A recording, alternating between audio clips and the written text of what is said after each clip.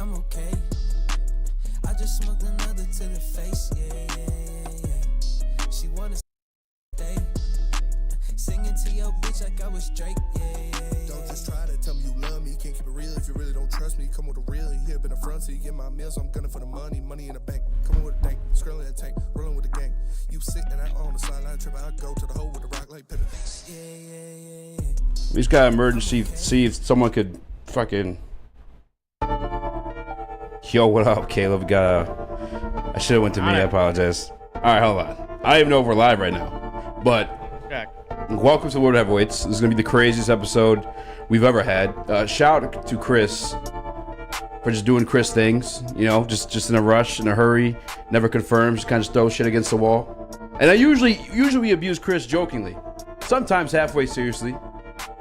I'm not throwing him on the bus like that. Come on, we're live? We're live. Right, Let's go, boys. I haven't done this since I was on a show that doesn't even exist anymore. I don't even remember what the show was called. I was the technical director for Maz, D-Mac, and Pilar on a show called The Hook. That's how I started on Woodward Sports. So today will be a lot choppy, but here we are, boys. I can try to take that one over if you want to try to pop on the desk. We can try to run it. Are you comfortable? I mean, we can run it. I guess we'll see. I mean, I've done it before, but I mean, this feels extremely. I dig it. You know what? We're winging it today. We got a big news day. We're just out here to give the people what they want. Yeah, lots to unpack today. I mean, I'm excited. Yeah. Through trials and tribulations, we're gonna get this done. We're gonna get this done for the fellas. Nick. Yes, sir. What are you more comfortable with? I guess. What? I mean, I'll go. Because I can do this if you're cool with that, or like if you feel if you think you can do it, I'll. Because you've done commercials and stuff like that too. One time at Dispo. Shout out Dispo. Maybe we'll figure out at some point during a commercial or something. I don't I've done know. it once. I mean, yeah, whichever way you want to go about this is we'll figure it out. I don't know, dude. This is crazy, but dude, you were somewhere extremely crazy this morning. Where were you at, Easy? Dude, I was with Livy Dunn. We had a great night. Thanks for having me over, Livy. Had a great time. We played Twister, charades. Yeah. I was at Detroit Lions training camp, man. It was a blast. I have a little list of takeaways I want to get to. There's some stuff over the weekend I also want to talk about. I didn't even set a thumbnail for today's show. I will at some point because it was. Did you guys see the opening of the Olympics this weekend, Caleb? Yeah, little. Kind of wild. It was a little bizarre. Nick? Yeah, I caught a few of the clips that were on circulating online, and yikes, they kind of missed the mark from what I saw. Bro, I don't even know what they were going for. I mean, like, Olympics is like international, right? And it's for athletes. And then, don't get me wrong, it's not like I've watched these in the past where I could have told you what it was versus what that was or was supposed to be. However, that was a little over the top, right? I don't know, man. I don't want to get too deep into it because I don't want it to feel like a political thing, but like it was 100% weird for everybody, right? Was that comfortable? I mean, yeah. I mean, when you sent it, I was uncomfortable watching it, I would say. But yeah, I mean, I have, like you said, I don't want to get like too deep into it, but yeah, it was a little strange. It was a little bizarre. The guy was like, there's a blue guy who was. We'll figure out. We're trying to get to the bottom of who he was. We may have a lead in the back. I'll have to talk to Ryan about that. But yeah, the blue guy his balls are out. Like there were balls on the TV during the Olympic ceremony. It's not like a Super Bowl where like majority of the U.S. and football fans internationally are tuned in. It's the world was tuned in. This guy's balls are out, and then they zoom out of the camera. There's a kid there too. I don't know. I don't want to. I mean. Nick, you got anything on that? We can move on if you like. It was just weird. Just seems like everything's getting extremely political nowadays. Like, Crazy, it's the effing Olympics, you know? Yeah. It's supposed to kind of unite everybody, not drag, like, pull people, like, apart. And it just seems like every single turn right now, the world's trying to just drag people apart, like, tear them apart. And it's just disgusting, honestly. Yeah, it's gross. I've always gone about it the way, like, I never really pay attention to that type of stuff, you know what I mean? But kind of when it's look, again, like kind of when it's shoved in my face like that a little bit, it's a little bizarre. It's a little strange. It's forced. Like I didn't ask for this. You know. What the? I apologize. I'm still working on getting these cameras going in a way we could all take part. I also got to do prep for my phone now too. Again, shout out to Chris. If you guys see him in the street, make sure to spit on him. I know I watched this, and I'm gonna get it out the way just because it's my shit. It's probably like possibly, arguably one of my favorites. I mean, it is one of my favorite sports. I just haven't decided if I love this more or football more. But UFC 304. Did any of you guys partake? I did not. No, Nick? but I saw a highlight of Patty. Oh, Patty the Batty. Yeah. Yeah, all-time chant in the sport go. itself, dude. Yeah, actually, I'll start with that just real quick. Talking UFC 304. That guy has been kind of like labeled a hype machine because he's gone against people who are lower level, who like a lot of the guys that watch normally or casually haven't even heard of, right? There's been a few guys that Patty's actually fought that like are name brand or at least good enough to be validated, I guess, in some form or fashion. But so he's kind of been labeled a hype machine because he's kind of found his way struggling with those guys. He's either been rocked by those guys or just let it go to decision. But he's built and sold it as this hype machine. And so this week it was like one of his first like real big tests, it felt like, for Patty the Batty. And he was going to fight this guy named Bobby Green. Bobby Green, who changed his name to King Green because he's kind of nice. And I'm not going to lie. Either way, he shot on Patty the Pimlet, who is an amazing jiu-jitsu fighter, and it was a wrap at that point. I don't know if you guys saw the highlight of this one. It was actually insane. Crazy. He transitioned from an armbar, I believe it was, to a triangle. Then while in the triangle, he slept him. If you turn a triangle choke sideways, that's like the tightest it could possibly be. But while also doing that, he grabbed his arm and flipped into an armbar. He broke. I don't know if he broke his arm. I'm pretty sure maybe just at the very least torn some ligaments or whatnot. But tore his ligaments on his arm while he was asleep. Patty the Batty had a coming out party, and not an Olympic opening ceremony type either way. Like he's legit. The Patty the Batty hype, like let it rain. This kid's the real deal. The other thing I'll get to too, because again I know you guys don't watch, but Bilal Muhammad dominated Leon Edwards, and I get that in London there's a 3-hour time difference from where they're because they fought in London, but they fought on U.S. time. So what it was like the UFC card started like 10 o'clock on Eastern Standard Time. In London, they're 3 hours ahead of us. So at the time they fought in the main event, usually like 1:30. And at that point, 3 hours ahead of us in London, that was 4 a.m. And that's where he's native to, Leon Edwards. And so that's his excuse for being like a little bit tired and whatnot. But like there are other guys in the card. We know guys travel to Abu Dhabi across like different continents to fight. And that's not a valid excuse for me. I think Bilal Muhammad deserved to be on that stage the entire time. I just thought that Leon was gonna win. I thought he'd utilize the striking a lot more. I've seen him wrestle obviously Kamaru Usman. Before this fight, he defeated Colby Covington. So I just thought that Leon was just the more polished, the better fighter in that situation. It didn't go that way. Bilal Muhammad was I don't know a word for it. He was amazing. He was really, really good. But boring fight. And it was so boring that there's another guy on the card, Charles Johnson, we had in the heavyweight show. I'm sorry, I've talked a long time, but I never get to talk UFC. Shout out Charles. Shout out Charles. Called out Lucas clean. Yes, sir. Muhammad Makayev, who was like a guy that Charles fought. That's how we met Charles. Got kicked off of UFC's roster because he was a boring fight. He and this other guy were fighting in the hotel. They're fighting in the UFC, I don't even know what the hell they call it. This institute they work out at. And it's talking shit. And everyone thinks it's going to be a banger-ass fight. They got in the fight, and it was the most boring shit ever. Neither of them wanted to punch each other. It was so bad. The guy won. He's undefeated, 7-0. Longest win streak in UFC right now. Active win streak. Dana cut him from the roster. Gone. Finito. That's how boring that fight was. But that was UFC 304. I'm sorry. I had to talk about it. I want to ask you guys this news over the weekend. And actually, Nick, I'm probably going to go to you first in this one. Jordan Love just became the highest paid NFL player. Did all that just to lose 5 straight NFC North divisions, brother. Let's go! I'm happy. I was hoping for more money, to be honest. I wanted them to screw themselves over for the future a little bit more than that they did. But this is something they had to do. I mean, They really did. Jordan Love, highest paid quarterback now in the NFL, and it just keeps bumping that Goff one down and down. And Brad Holmes is just going to continue to look like a genius when it comes to his own quarterback's contract moving forward. So I think that's the biggest thing I've taken away from this. It's, Friday we talked about it a little. Tua got paid, and then Jordan Love instantly gets the highest one. So, yeah, I mean, I think the Lions run this division for the next 5 years for the foreseeable future. I don't see the Packers having as talented as a team as the Lions do. And all that just to not host a home playoff game. I mean, sounds pretty good to me. Easy, I know that's kind of your guy, but Caleb, how you feeling first? Yeah, I mean, Brad Holmes giving Jared Goff that amount of money kind of set the market for quarterbacks like that. Because Jared Goff isn't no Patrick Mahomes talent-wise. I mean, I think everybody can agree on that.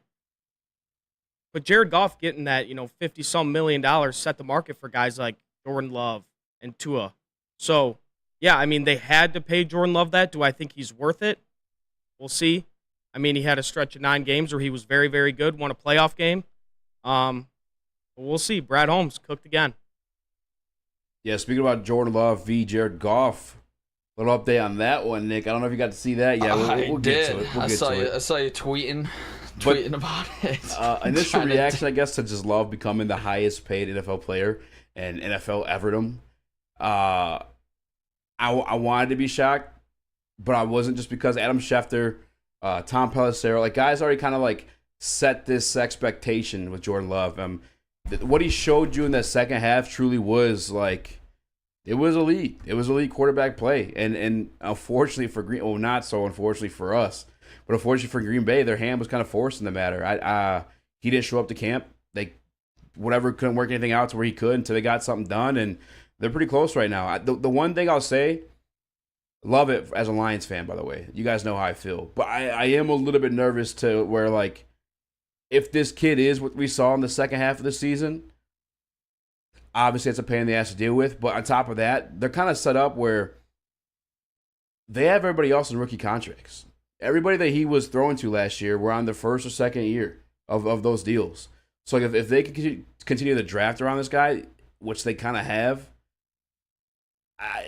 might be a thorn on the side of the Detroit Lions. However, we got the opposite going on, though. Same situation. We're paying we're paying Jared Goff, but we have a lot of our contributors on rookie deals. Well, previously on rookie deals. Speaking of new deals, Decker got a new deal today, too, we'll talk about as well. But hell yeah! I don't know, man. It's hard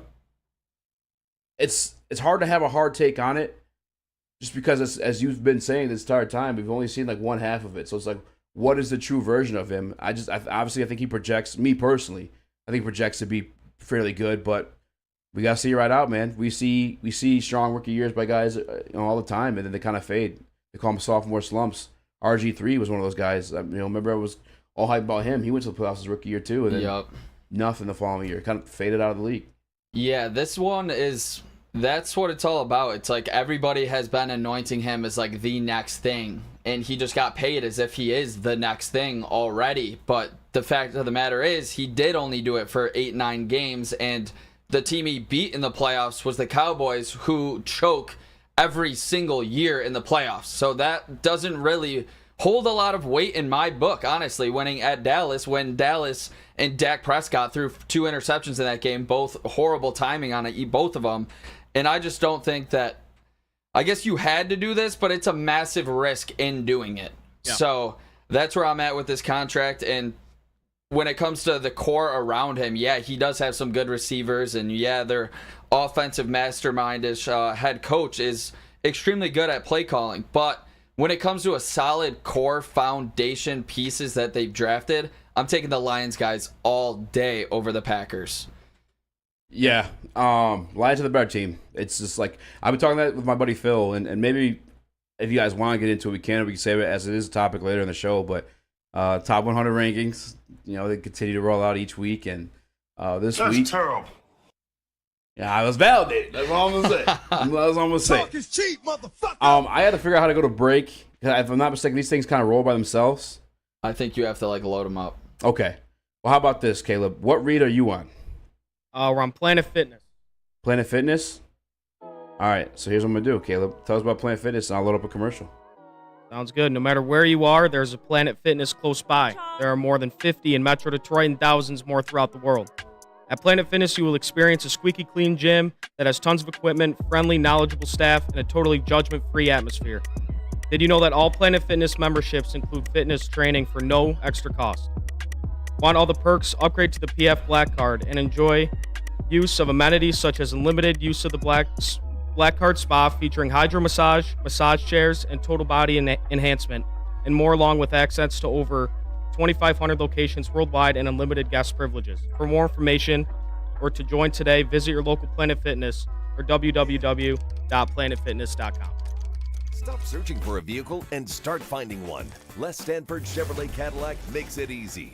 We harness the power of multiple dealerships and own the biggest selection of GM brands in the area to get you the car you need. With the Les Stanford Group, you'll have access to 4 different dealerships, providing you with more makes, more models, and more choices. We're connected to more than 1,000 vehicles. And with so many high-quality CPO vehicles available, you'll find new car quality at pre-owned prices. You can start and end your search at lesstanford.com today. At work and at home, we're there with smarter security solutions. Featuring complete automation with customized alerts and more. For over 90 years, we've been the company that's been counted on to protect what matters most, all with personalized service and care. Right now, for a limited time, receive a free video device plus free installation with a new home system. Guardian Alarm. We protect Michigan.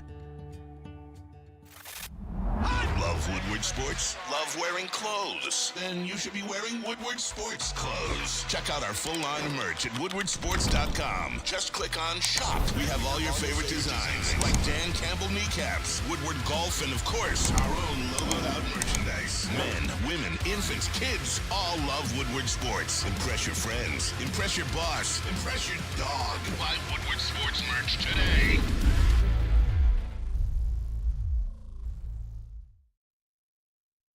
Guys, you deal with any family law issues, make sure you go see Kevin and Catherine over at KDK Law right here in Birmingham, Michigan. If you tell them the Heavyweights sent you, they will pay for your filing fees. It's Kevin and Catherine here at KDK Law, whether it's divorce, child custody, or just even visitation rights. Kevin and Catherine over at KDK Law will have your back. What up, though? Welcome back to Woodward Heavyweights live on WoodwardSports.com. I'm your boy Easy, joined by Nicholas Koloff, Microwave Mario, my guy Caleb in the building. We are without a technical director, so your boy Easy's going back to his roots. I feel like Emmanuel Mosley. Let's be go. honest with you guys. Let him cook. Let him cook. Emmanuel Mosley, if you guys haven't been paying attention to the show or just what's going on in real life, Emmanuel Mosley has been moved to the nickel spot. Let's go. In the Detroit Lions secondary, a move predicted by your boy here. However, Nick, he's still out there with the ones. Yeah, I'm extremely excited to hear about how camp went today. So I'm fired up that you had tickets to camp, and you're just 2 for 2 on this. When you go first, it's the loved one, and now you're going Mosley. Are you just gonna be celebrating in that booth all day here, or what, Easy? You're allowed to celebrate all day. No, yeah, but listen, I gotta be honest with you guys, and I'm not even being arrogant. Well, I kind of am, I guess. It happens often enough now where I feel like I don't need to. The only reason why I ever celebrate these things is for the doubters, for the haters. Like when I say something like that, and someone in the chat, or sometimes my own boy Spinny doubts it. I'm like, yeah, come on. Interesting. I've been kind of nice with this for a minute. How you gonna continue to doubt this? But I have a clip of Dan Campbell before training camp. You guys want to hear that? Real quick, how did Mosley look in the slot is the question. You said he was getting first-team reps there. Yeah. But my question is how was his physicality kind of showing today in practice? So, to be honest with you, it's going to be a battle, man, between he and sorry, I got to get my stuff figured out in this booth. It's going to be a battle between him and Amik, to be honest with you. Meek's still a dog. And obviously he came here. We all kind of expected him to take over that slot spot. Or before the draft, at least, we thought he was going to start outside. Then we drafted 2 back-to-back corners. Like, okay, well, maybe he's going to play in the nickel again. But no, it was Emmanuel Mosley out there with the first team. There was a certain point during team drills where they did swap him out because it is a competition. But I'll tell you what, man, anytime Meek was on the field with those twos, it's very noticeable. he is every bit of that we've kind of sold you to him as on this show. Like, he's very feisty, he's very aggressive. Which, speaking of quarterbacks being feisty, aggressive, Ennis Rakestraw today in the pads as well came out. But real quick, let's get this clip from Dan Campbell because he kind of sets the table on the competition and whatnot, and then we'll get into what actually happened following this comment. Hold on. Boom. A couple that are really important. Well, look, I think the DBs are going to be big. I mean, especially in our defense, the nickel position and run fits, and then our outside corners. We like all those guys, but we have a whole new, it's a whole new stable. The same thing that excites you is the same thing. You got to figure out some of these things, We've been able to see some of the cover ability out of them, but what you don't get is, when David Montgomery's bearing down on you and he hits the edge, are you going to tackle him? Are you going to be able to slow him down so the cavalry gets there? And so some of those things are going to begin to show over this week. We'll figure out, and that's going to be important, because in our defense, it's not just about covering. You got to be able to do everything. So that's a big one. Speaking of that, certainly the running back position. Behind David and Gibbs, is that whole thing sorting it out. That's a good competition that we've got going on. Look, Jefferson's had a good week, Certainly we know what Craig is. He's as steady as they come. And so, look, there's just, we have a number of positions here where, we're going to find a lot out. You have it as Dan Campbell kind of openly talking about the competitions going on in training camp right now. And yeah, we kind of started with Emmanuel Moseley because we kind of called it out. At least I predicted it. And I know that he's been battling back to the injuries, but I've said it multiple times in the show. I hate repeating myself at times, but how many more times are we going to pretend like he didn't start on a phenomenal defense with the San Francisco 49ers? I know that it was at the outside cornerback spot, but he busted into the league, as a nickel. Like that's how he earned his keep to begin with. So to have that luxury here as a Detroit Lions fan, I'm here for it. And to answer your question, I guess how he looked, it was a little bit mix of both. Like at times you could tell that he's not used to playing the nickel in this specific defense, just because there were times where he was kind of shading over, and Jack Campbell had to push him. And it's funny too, because I remember Jack Campbell had the same situation with Hutchinson, where Hutchinson grabbed Jack Campbell, was like, "Get the fuck on the other side! Like, you're not supposed to be here right now." Well, Jack Campbell, his sophomore season, did that to Ennis Rakestraw. I'm not Ennis Rakestraw, I apologize. Emmanuel Moseley, who was a veteran at the game at this point. But he's learned this defense. So, yeah, Jack Campbell grabbed him, pointed where he had to go, and at times he looks good. He's very sticky in coverage. My question about Emmanuel Moseley at the nickel spot is, can he be physical enough? Like, I know we got that out of Brian Branch, where he's popping off helmets of Bijan Robinson and stunting plays in the backfield. But I've never really looked at Emmanuel Moseley and saw that style player. I saw him more so as like a physical, feisty outside corner. So that's my question about it. At times he looked lost, at times he looked good. It's very much still competition. That's my update on that one, Nick. Yeah, I'm extremely curious to see how his did you see any rust per se? Yes. That's kind of what I expect though, so early in camp. I did not think he would be back till at least week 6, maybe week 7. Emmanuel Moseley's already back for training camp. This is a really nice sight to see for this Lions team. Where are you at with the confidence level that you can get something from Emmanuel Moseley, Caleb? Do you think that he can be a productive player on this team's defense? Yeah, kind of like we've been saying for these past couple of days, is that he was the starting corner on a Super Bowl team. Didn't win the Super Bowl, made it. He's a veteran, obviously coming off an injury. There's going to be some rust there. I just love that there's this competition at the nickel with 3 really good football players. Yeah. In Rakestraw, and Robertson and Moseley, and if you want to throw Branch in there as well. But yeah, it's the best man wins at this point. Whoever performs the best in camp, I think is going to win that job, and I think it definitely can be E-Man. And I'd love to see that too. Question for you guys, I guess, regarding the topic: is anybody disappointed? I know my answer, and I'm just making a conversation of it because this is what we do, right? But knowing what we were kind of hyped and expecting to see out of Amik, is anybody disappointed to see Amik battling for that spot that felt like his? Not at all. No, because I think it's bettering all 3 of them. I think it's making Moseley better. I think it's making Robertson better, and Rakestraw. This is a really really, really tight positional battle, like Dan Campbell said. And, you know, if Robertson's not going to be the one trotting out on the first play against the Rams, then, you know, that means someone else not necessarily outworked him, but outperformed him in camp. So, no, I'm not necessarily surprised or disappointed. I still think he's going to have a big impact for this defense, kind of as, a role guy. But yeah, what do you think, Nick?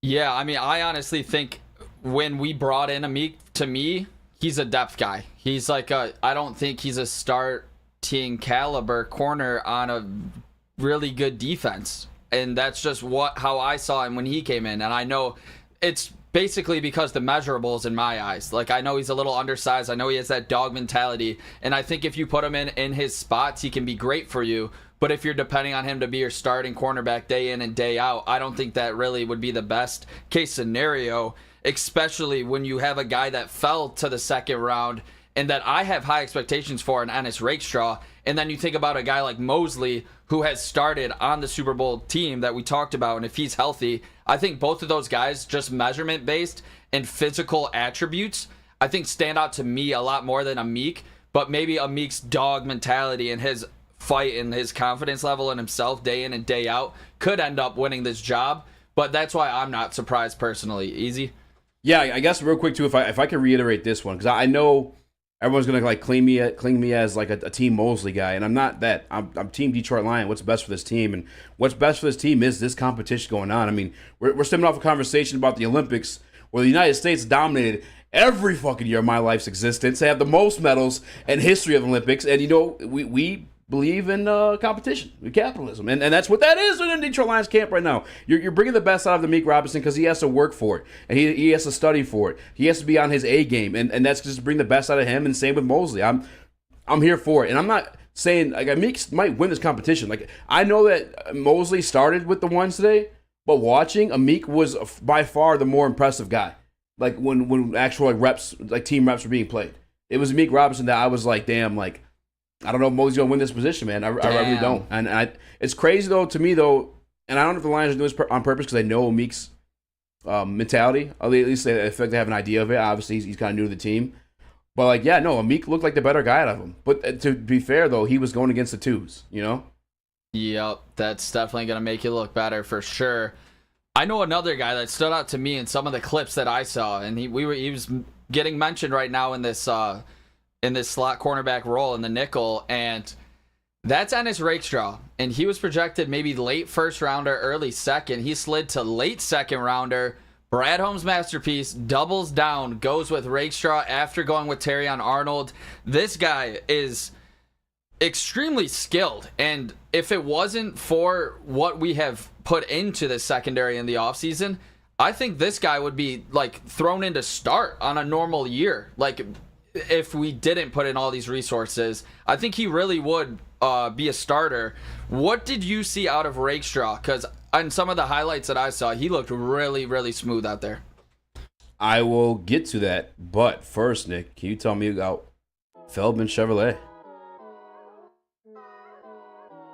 Is it Feldman first? All right. Since 1996, Feldman Automotive has been driven to provide a fast, convenient, and first-class car buying experience called the Feldman Advantage. With over 18 locations, there's a Feldman dealership in your backyard. Visit FeldmanAuto.com to find the location nearest you. And catch Woodward Sports Network live from Feldman Chevrolet of Novi every other Monday. Feldman Chevrolet, Detroit's #1 Chevy dealer. Any Lady Jane's Haircuts for Men for an award-winning haircut experience from one of our talented stylists. Enjoy a precision haircut, hot lather neck shave, scalp and neck massage, and a hot towel treatment to top it off. Enter for your chance to win the $50,000 Perfect Bracket Challenge.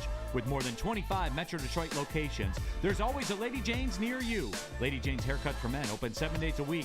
Walk in anytime. Lady Jane's, it's wicked awesome.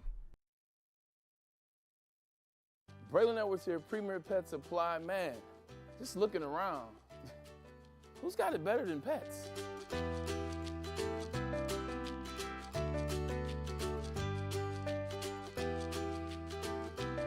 Come on, a baby stroller for Coda?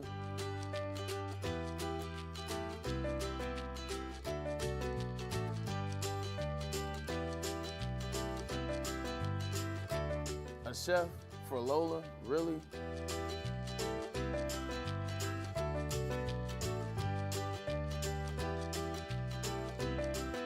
You don't have to tell me who the real boss here is. Who's got it better than pets? Nobody, especially here at Premier Pet Supply. For over 30 years and more than 13 locations, Premier Pet Supply has everything that your pet can dream of, and guess what?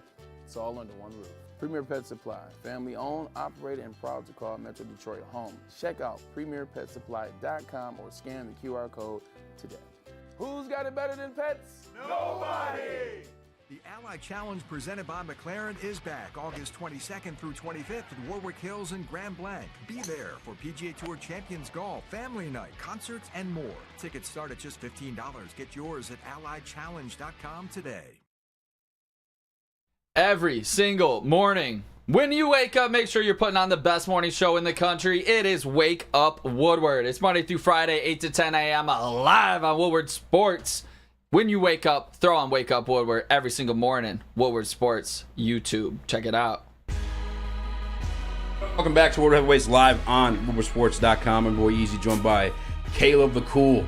Caleb the Cool. Nick the Microwave. Let's go. It's a 3-man show today, guys, so make sure you like the button. Support the boys. We're up against it, but we're still putting on the show Hell yeah. for you guys. And honestly, it's just fun to talk about training camp today. First day in pads. Dan Campbell started them out. First they came out, they did like walkthroughs. Like they were doing like walkthrough plays. They didn't hit each other, whatever. Then they did the stretches. And immediately, and I think this is brilliant by Dan Campbell. Caleb and I were talking about in the beginning. They go to 1v1 drills where it's offense versus defense. And I think initially just to get the hit out of your system. You know, because you know you've been waiting for it all camp. Obviously, we've been hearing about the scrums at camp, guys getting like little fights and whatnot. And it's like you're ready to pop somebody. And Dan Campbell, just bringing in the brilliant man he is. And again, this is more so philosophy, not proven. But yeah, he had him do one-on-one drills. And the biggest hit of the day, Malcolm Rodriguez. I love to hear that. By far. Sione Vaki, he just ran straight through his chest. He cooked Sione. I love to hear it. Oh, yeah. He gave a welcome to the league rookie type hit. Yes, absolutely. And the other part of it, too. How'd he get up? How did they look I shaken couldn't even up see it because the team was around him going, oh. It was freaking, really? It was one of those, yeah. Damn. Yeah, just to start the day off right. And then what about rookie? Gave some love to our guy Malcolm on defense. Got to give love to another guy on offense. Sam Laporta juked the shit out of Alex Anzalone. And I don't know if Alex, he's a pro, actually. He probably wanted to hit him. I don't know if he was trying to take it easy on Sammy Lapotz, but no, Lapotz, one of the smoothest like jukes in a 1v1. But again, to get out the system, because the guys got to, in the team drills, no one was really being overly aggressive. Except for Ennis Rakestraw that you were talking about a little bit earlier. Yeah.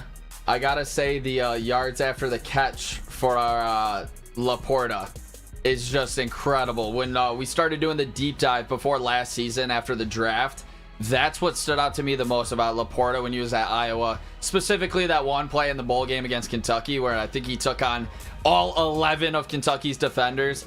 It was so great to see him in his rookie season and to hear that at first practice with pads. Laporta's not missing a beat. He's not going for any sophomore slump. He's going to come out there and fire in. Caleb, how excited are you about Sam Laporta year 2? I mean, I can't even put it into words. I mean, this is, you think of complete tight ends, you think of George Kittle, and you think of Sam Laporta. Sam Laporta likes to get down and dirty. Yep. Run after the catch. And, he's a little agile, too. Like you said, who juked out Anzalone today? Come on, Anzalone's a pro. He's made 1 million tackles in his career. I'm beyond excited. But another guy that you brought up before the break that I'm really excited for is Ennis Rakestraw. And, Easy, you said that he was looking really good today. I saw a couple clips. I wouldn't be surprised if we saw him trot out as the nickel corner to start the year. There was reports when rookie minicamp started that Ennis was struggling a little bit, but it sounds like these first couple of days of training camp, he's looked great. And, he is, he's 5'11", probably $185. I'm hoping he could fit the run. In college, he liked to hit. Looks like he came downhill and made a couple plays in the backfield, on screens and, outside runs and stuff like that. But yeah, he's kind of like my number one rookie that I'm rooting for is Rakestraw, because I think he has a chip on his shoulder because he got drafted in the second round. I think he's ready to go. I think he's going to be a great, great, great player for this team. Yeah, one part where I'll halt you on is I wouldn't expect it out of the nickel. Today he got all his reps on the outside. Really? Yep, and his Rakestraw was eating on the outside today. And obviously I wasn't there for all of camp. There was like the welcome back weekend of the Saturday and whatnot, and so I don't know what he looked like outside of the pads, but I know in the pads, I'm assuming he leveled up. And I actually did see an article from Colton Pouncey of The Athletic. Shout out. You guys want to check that one out? But I saw it from my own eyes. Just the feistiness. Like if you were nerdy enough to go and watch Ennis's like tape, not just the highlights, but the tape on him, or even when you hear people talk about him, they said that feistiness, that dog, the scrappiness, a lot of the same things you hear about in Meek Robertson, but at a 5'11" frame. Number 15 delivered you today. Even on the plays where he got beat, he's immediately tackling him. He's also immediately reaching to poke out a ball, which there was one where a ball was caught on him in the route during, I believe it was one-on-ones. This was one-on-ones. But either way, he punched the ball out beforehand. He had a PBU before that one. And then the catch he had the third time around, this is one-on-ones. I don't know who caught it. Maybe it was Alexander. I'm thinking maybe Reese Alexander. Regardless of the fact, he went again to pop it out, but whoever went against him that first time, they learned from the mistake, and the ball was in the other arm. It was it's very promising showing for Ennis Rakestraw. Again, this is day one in pads. He is with the team 2 on the outside though, and yeah, man, I'm excited to see what he brings. Carlton Davis looked really good today too. I'm not gonna lie, it's weird because to me, guys look good because I have like certain expectations for them. That's great to hear about Carlton. Yeah. Well, he got beat a couple times in one-on-ones, but what have we been saying about him though? He's more tailored towards your bigger body wide receivers. Yeah. Guys, you come off the line, you put your body on them, lean on them, slow them up, be rough with them because they played the same type of style as him. When it's the shiftier guys, it was Cleve Raymond that beat him in a one-on-one, where he was kind of with him stride for stride. And once the ball was in the air, you saw the distance. Cleve is such a quick motherfucker, man. I love. Cleve is like a little secret weapon for us that people sleep on, but I don't know how secret he's going to be anymore, though. That's very true. But when you have to game plan for 5 guys ahead of him, I guess he still can be secret, sneaky. Yeah, you bring up Cleve Raymond easy. How did the receivers look today? Outside of the obviously J-Mo's been tearing it up. Amon-Ra St. Brown is Amon-Ra St. Brown. We know we're getting from him. How did the spot for the third receiver look today? Like DPJ, Antoine Green, Cleve Raymond. How did those guys look? I'm not gonna lie, man. It's still very much up in the air from what I've seen. And I feel like that's just how they're going to utilize that position. I don't think there's going to be like one wide receiver 3. There may be at the end of the year a guy with the third most receptions out of the wide receiver room. But I think it's a total crapshoot, like who they're going to have out there as that third option when they have wide receivers out there. I even think it might be a little bit more like 22 personnel where they utilize James Mitchell. I thought he looked pretty impressive today at certain times. But yeah, I just think it depends on like what they're rolling out there, what they're trying to do. If it's going to be a play where they're giving the ball to Cleve Raymond in space because we know he can operate in space. He's our kick returner. He was an All-Pro as a punt returner like 2 years ago. Or is it a situation where they're trying to go down the seams or post routes, whatever, in the middle, to convert like a third and long? I think that'd be like a DPJ situation. There were a couple drops from Antoine Green, who I was kind of hyping in this offseason, that I was really disappointed by. Fountain, as it's Darius Fountain. You guys know the first name? He's number 12 with dreads. Yeah, Fontaine, whatever. Fontaine, I think it is. He had opportunities where the ball was thrown to him, even in first team reps with Goff in them. Plays were being made by him. Today, first day with pads on, and I tweeted her after practice, the defense won. Like, even in a situation where you would expect them to catch a ball, there are PBUs to be had everywhere. Yeah. It was very promising. I mean, I was texting you guys throughout camp. Yeah, you were giving updates. Yeah. It was fun to try to keep up with it, and especially like you would say some things, and then maybe I would see it like on like some sort of like tweet somewhere from some other guys. But I think just before we hop off of this completely, because I think there is a storyline to be made here. I think it's good that Rakestraw's on the outside, because obviously second rounder, you're putting in like, you're not drafting a guy in the second round to be like a good nickel cornerback. You're drafting him to be a good outside cornerback for years to come. And one guy that we've seen miss time in the past is a guy like Carlton Davis that we did trade for. So honestly, like a little later in the season, maybe like he misses a game or two, talking about Carlton Davis, I really think you could see these outside cornerbacks both being the rookies, first and second rounders, and like a Brad Holmes masterpiece again, where you have to depend on them later in the season after they've had, reps in the NFL. I could see that actually, like them stepping up, and then come 2025, you might have your book outside corners for the next, 5, 6, 7, 8 years in Rakestraw and Arnold. I'm all for it in the future. I will say, watching Carlton Davis today, though, that's kind of kept my eyes on. I was a secondary.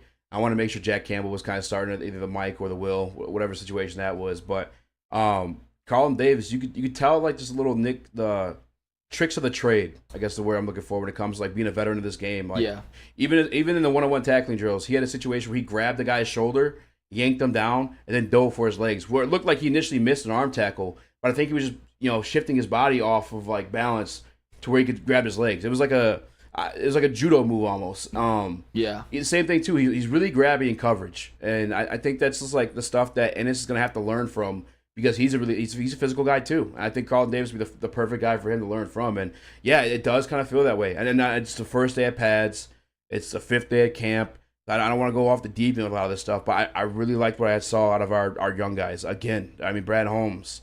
Happy birthday, by the way, Brad Holmes. Happy birthday to the GOAT. This guy is... He's a Shohei Ohtani of GMs. I mean, I don't know. I was trying to think of a baseball reference there, but he's just great. Brad Holmes phenomenal. But Caleb? Yeah, I mean, number one, happy birthday. You might be my favorite person in Detroit, Brad Holmes.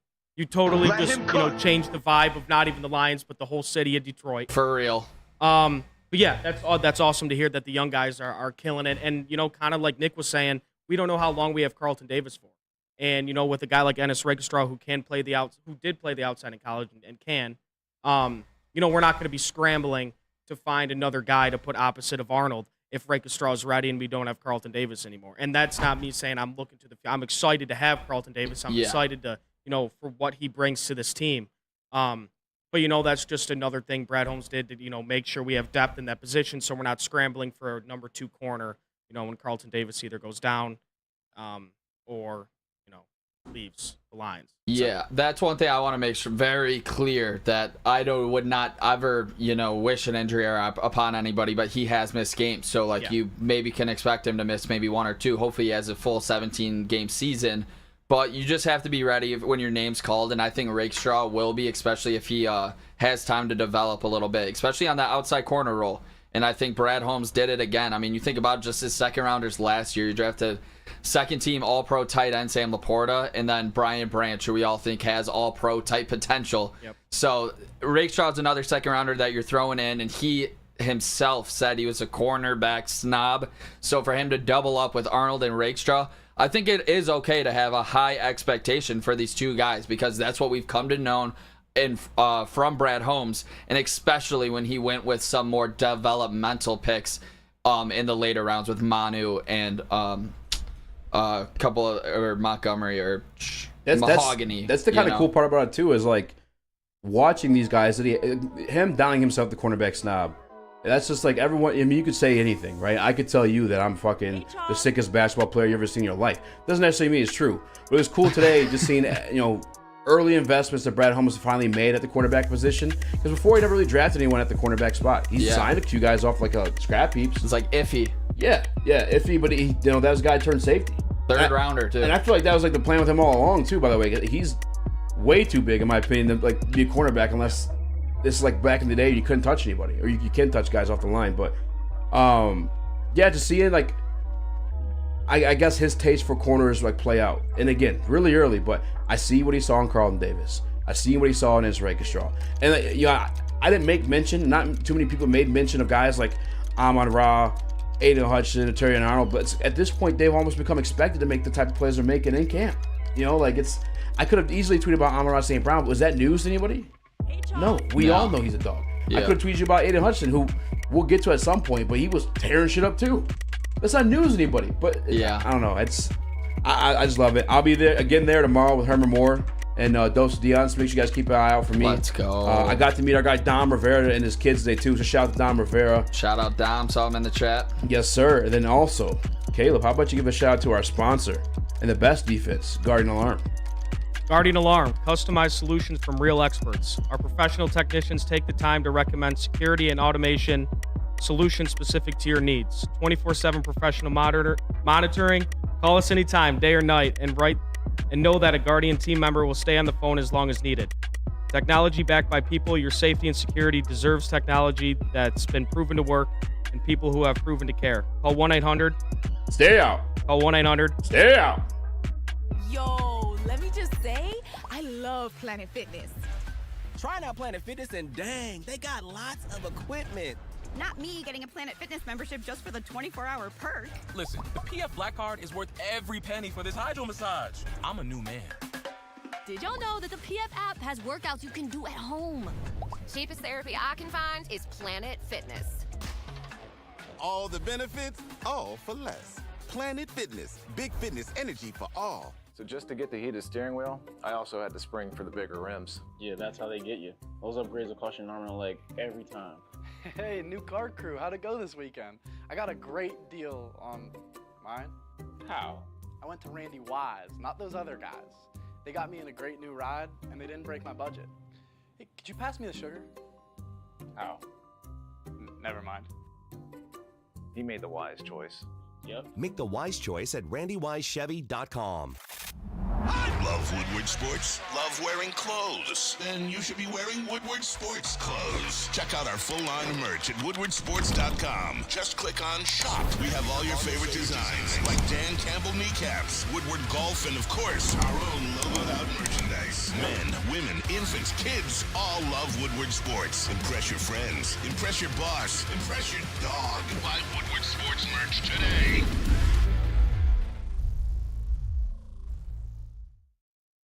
Guys, Dispo Dispensary is the best plug in the game. They're also your local plug. They got 6 locations more across the great state of Michigan. And right now, if you head in and tell them the Heavyweight sent you, they will give you a free $10 to spend in store as long as you're paying $75 or spend $75 already. Get $10 off that purchase at Dispo Dispensary, your local cannabis plug. It's live on woodsports.com. I'm easy, joined by Caleb the Cool, Nick the Microwave. We are a 3-man show today, but we are rocking it. Appreciate you guys for taking the time, giving us the opportunity to give you the news from the Detroit Lions. I was actually supposed to play a video right out of that, but the TD today just fucking sucks. So here is an all-pro cornerback talking about the Detroit Lions cornerback situation.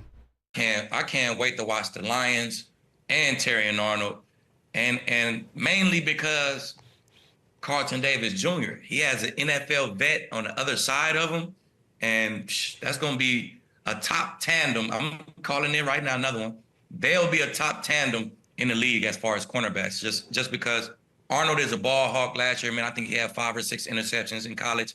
If you get interceptions in college, you get interceptions in the league, man. It always translates. And Carlton Davis I've always been a fan of Carlton Davis Jr. So yeah. I think that revamped secondary, man, add a guy to the trenches. The Lions going to do big things, and I think they cornerback tandem will be a huge part. So that's an all-pro cornerback, Aqib Talib. If you guys remember him back in his day, he was a dog. He's one of the only guys in the league that I'd say, give Calvin a fit every once in a while, 1v1. And last year, he predicted the Detroit Lions to go to the NFC Conference Championship game. This year, not only is he predicting that tandem of Carlton Davis and Terran Arnold to kind of tear it up and be one of the best tandems in the league, but he also went further in the same segment to say that Detroit Lions probably going to the Super Bowl. He saw us like one of the more complete teams.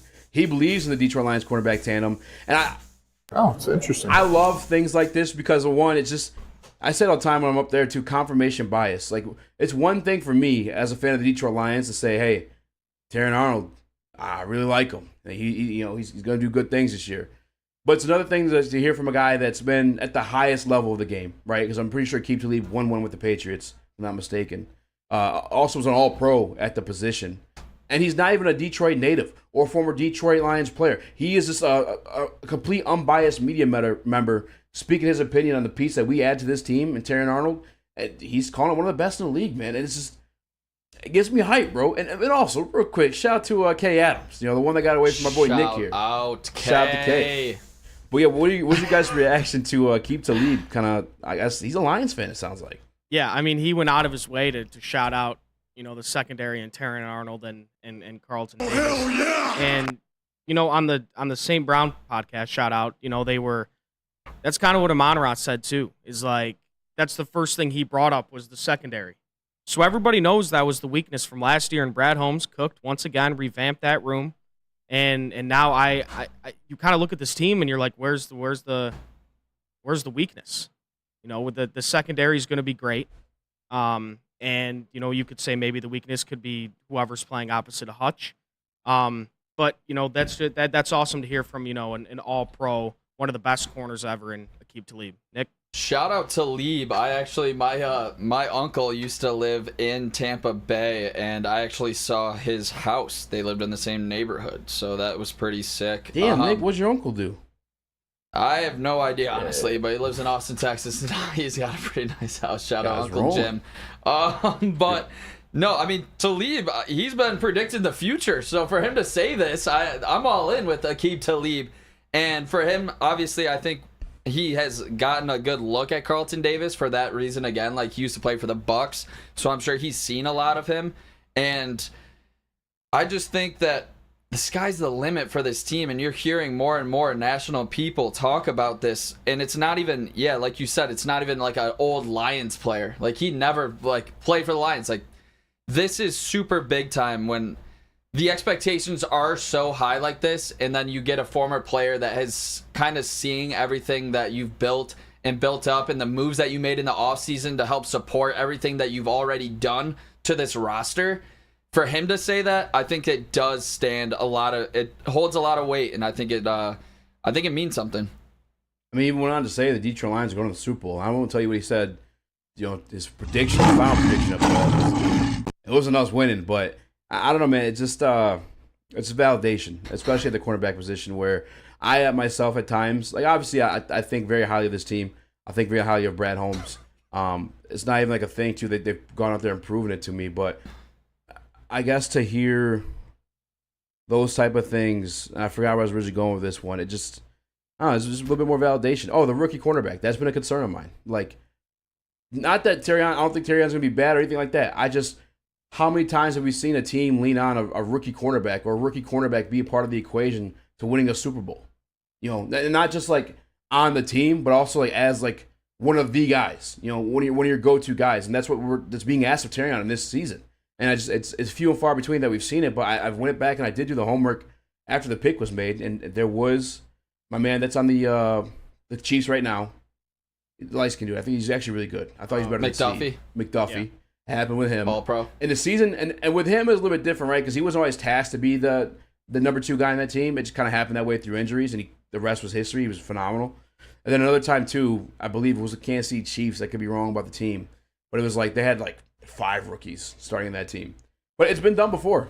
And still something to be nervous about because it's very far few between. But to hear the backing of a guy like Aqib Talib, that he sees it in this kid, Terrion Arnold, it's just more validation that it can happen for this Detroit Lions, and I'm ready to believe. I already do believe. Shout out a few guys in the chat here. Ski Mask, Uncle Jim runs the tables. Mr. Detroit City, your uncle up to something. Wheezy, Uncle Jim moving weight.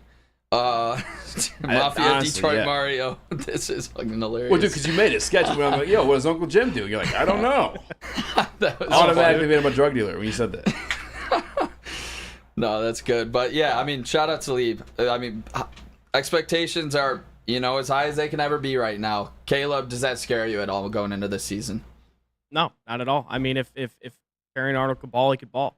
Yeah. No matter if he's a rookie, you know what I mean? But I understand the concern easy, but if this guy comes out and plays like Sauce Gardner played in his rookie year, I mean, that's... Damn. I know they're kind of a little bit different. Cornerback Sauce is a little bit bigger and a little more physical. But if he can come out and play like that, I mean, we are 100% the Super Bowl favorites. And that's not saying that's what I think that my expectations are for him, because they're obviously, what Sauce did is unbelievable. But yeah, if Arnold can ball, he can ball. And like you said, the Chiefs did it with a lot of rookies on their defense. I think it was Bolton, Karlaftis. I don't know if it was McDuffie that year too, but yeah, it was. Yeah, I'm excited to see what he's got. And real quick too, because I saw Mr. Detroit City mention something about Kristen Harper, who's now Kristen Goff, by the way. Shout out. I want to shout out Jared Goff in his tire camp, because I met Papa Goff today.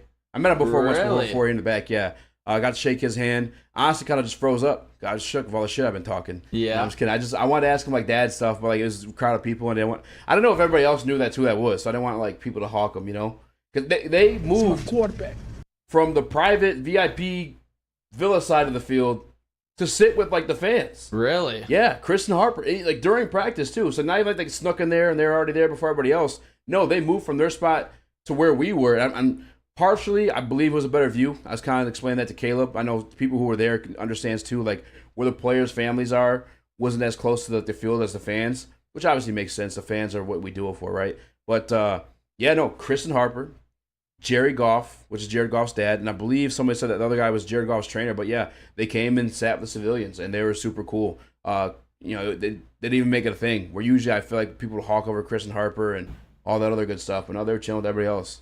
Yeah, that's big time. I mean, if you think, like, wasn't she, like, what was it, Sports Illustrated cover model of, like, the year, or, like, Rookie of the Year a couple years ago or something? So, shout out Harper, and congratulations to them for just getting married. And I think the reason that she can do that is because all the Jared Goff chants, how much Jared Goff means to the city. He's the man, and, like, I think that's why, because there's a mutual respect to Goff and to, you know, obviously his now wife. Yeah. Because he does mean so much to the city, where maybe, like, you wouldn't, like, you know, get people hounding her, or, like, the family trying to, like, you know, kind of overstep him. Yeah. Because he's the quarterback of this team, and he's, you know, led us to where we never really have been, especially in my lifetime, with the 2 playoff wins, 17-point lead in the NFC Championship game, and, you know, real shot to win the Super Bowl this season. Yeah, I mean, lead strong, but, you know, he's part of the equation for sure. No, I'm messing with you. I mean, you think of like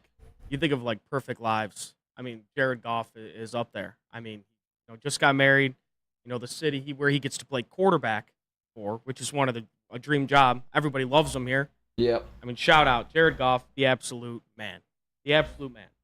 Yeah, I mean, the thing too is, like, you know, it wasn't his nickname. One of his nicknames was Mr. Perfect, but, like, there wasn't even all bread and butter for him either. Like, he busted his ass to, like, become, you know, part of the NFC Championship game Detroit Lions. He was shipped off here to die. That's just the reality of the situation. He came. It's not like it was Goff v. Stafford and, like, a 3rd rounder or 5th rounder, you know, swap, something like that. No, 2 first-round picks were attached to this guy, and a 3rd. Yeah. Like, he wasn't supposed to survive that trade. And not only did it do that, but again, as Nick said, bringing us moments we've never witnessed as Detroit Lions fans in our entire lives. And it's to the point where, I mean, Nick, how old are you? 25. Right? That's quarter century. You've been alive. Like, he is. Yeah. Jared Goff's a big part of that. And again, like you said, perfect life, but he busted his ass for it. And that's why, like, sometimes when we do the rankings, and I try to be, like, non-biased, but I am biased. I really am, because he means so much to me personally, and what he's done for my fandom. When you think about the worst times to be a Detroit sports fan, between the Pistons, the Tigers, the Red Wings, the past basically 10 years has been god-awful.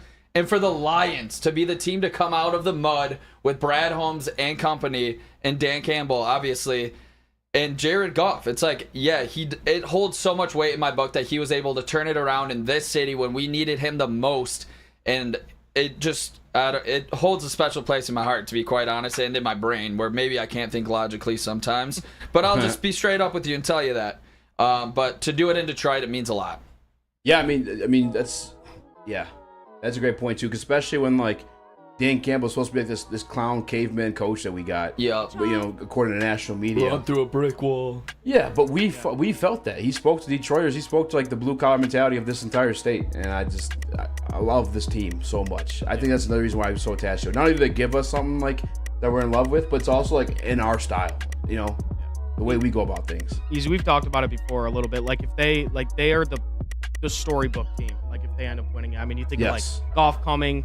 We say it all the time, like, came here to die, essentially, and then ended up balling out. Dan Campbell has that first press conference. Everybody's like, I mean, what is this guy talking about?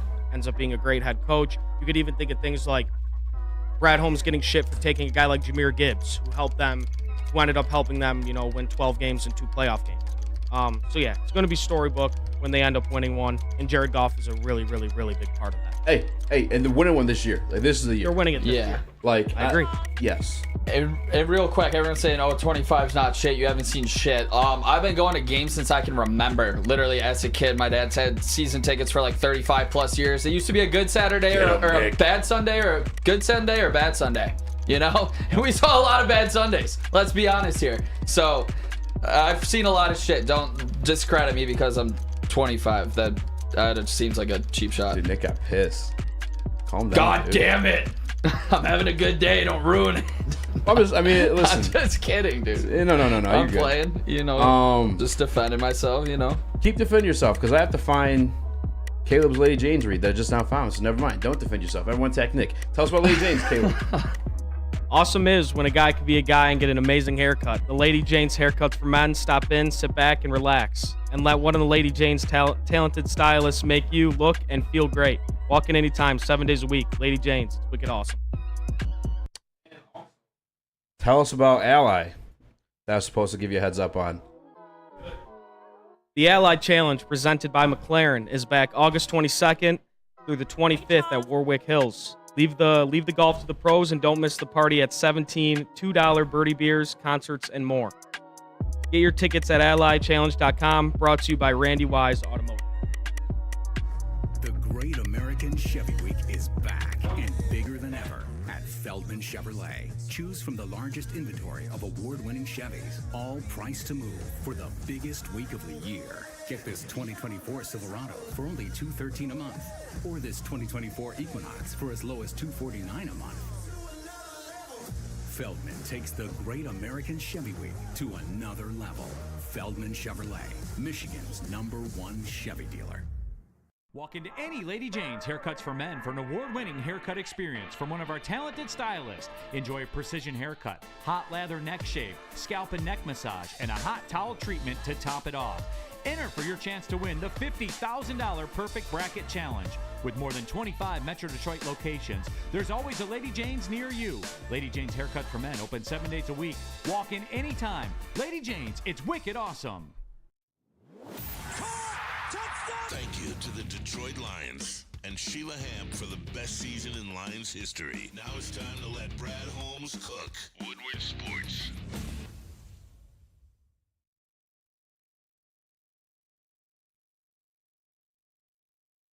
Premier Pet. Give your pet the best. Premier Pet Supplies, hands down Michigan's best pet store. Same prices and all the conveniences of the online and big box retailers. With one major difference, family and locally owned and operated for 30-plus years. Over 60 brands of food with nutrition experts to help you. Same day, local curbside and home delivery. Premier Pet Supply. Give your pet the best. www.premierpetsupply.com.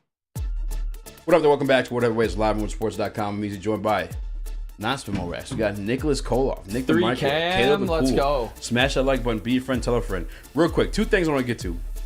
One, just a stupid thing I wanted to get off my mind. When I was watching Kristen Harper walk amongst the common folk, it reminded me like a little bit of Game of Thrones.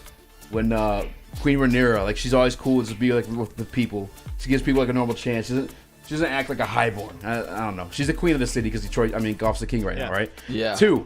Shout out. That was a great episode last night. That was a great episode last night. DNC ENT, which by the way, they went hunting over the weekend. Try to get me. So I was going at my haters on Friday. They didn't. But DNC did dig up the one where I said we would never win a Super Bowl with Jared Goff. And that if we signed him, I'd lose faith. By the way, when I said if we re-signed him, I would lose all faith, it was at the point 2 years ago when there's absolutely no reason to have re-signed anybody. Yeah, not even a winning season yet. I think you do get a lot of shit for it. I've in the past that year one of Jared Goff, it was like, geez, man, like what is going, like I don't know, I don't know what's going on here. Yeah, but I don't think people aren't going to admit it, but I think a lot of people were like that. Oh, a lot of people. They didn't have a lot of confidence in Jared Goff moving forward. And I'm going to sit here and admit it. I really didn't. I didn't realize at the time, how terrible personnel-wise we were.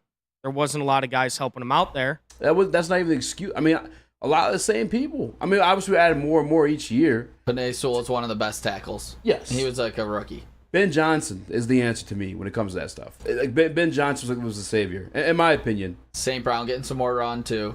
St. Brown was great his rookie year though, 900 yards. It took him and that was only. It took him a minute. It took him a minute, right? But 900 yards, it really didn't take him a minute. It was Ben Johnson. That's why if you ever listened to like the interviews back then, or if you saw when Amaral caught I think it was the Vikings game when he won the game winner, he credited Ben Johnson for like being the one to give him the chance because he saw what he was given in practice and he knew how to utilize him. Like Ben Johnson, a huge piece of this. But I just want to address this statement real quick too because that's where I drew the line was the Super Bowl when it came to JG at the time. I just didn't believe that he is the caliber of quarterback that you can win a Super Bowl with on the type of contract that he was on. Jared Goff has been a top 5 paid guy by the numbers this entire time here, up until, well, actually, no, now again, because of the restructure, right? Or the re-signing.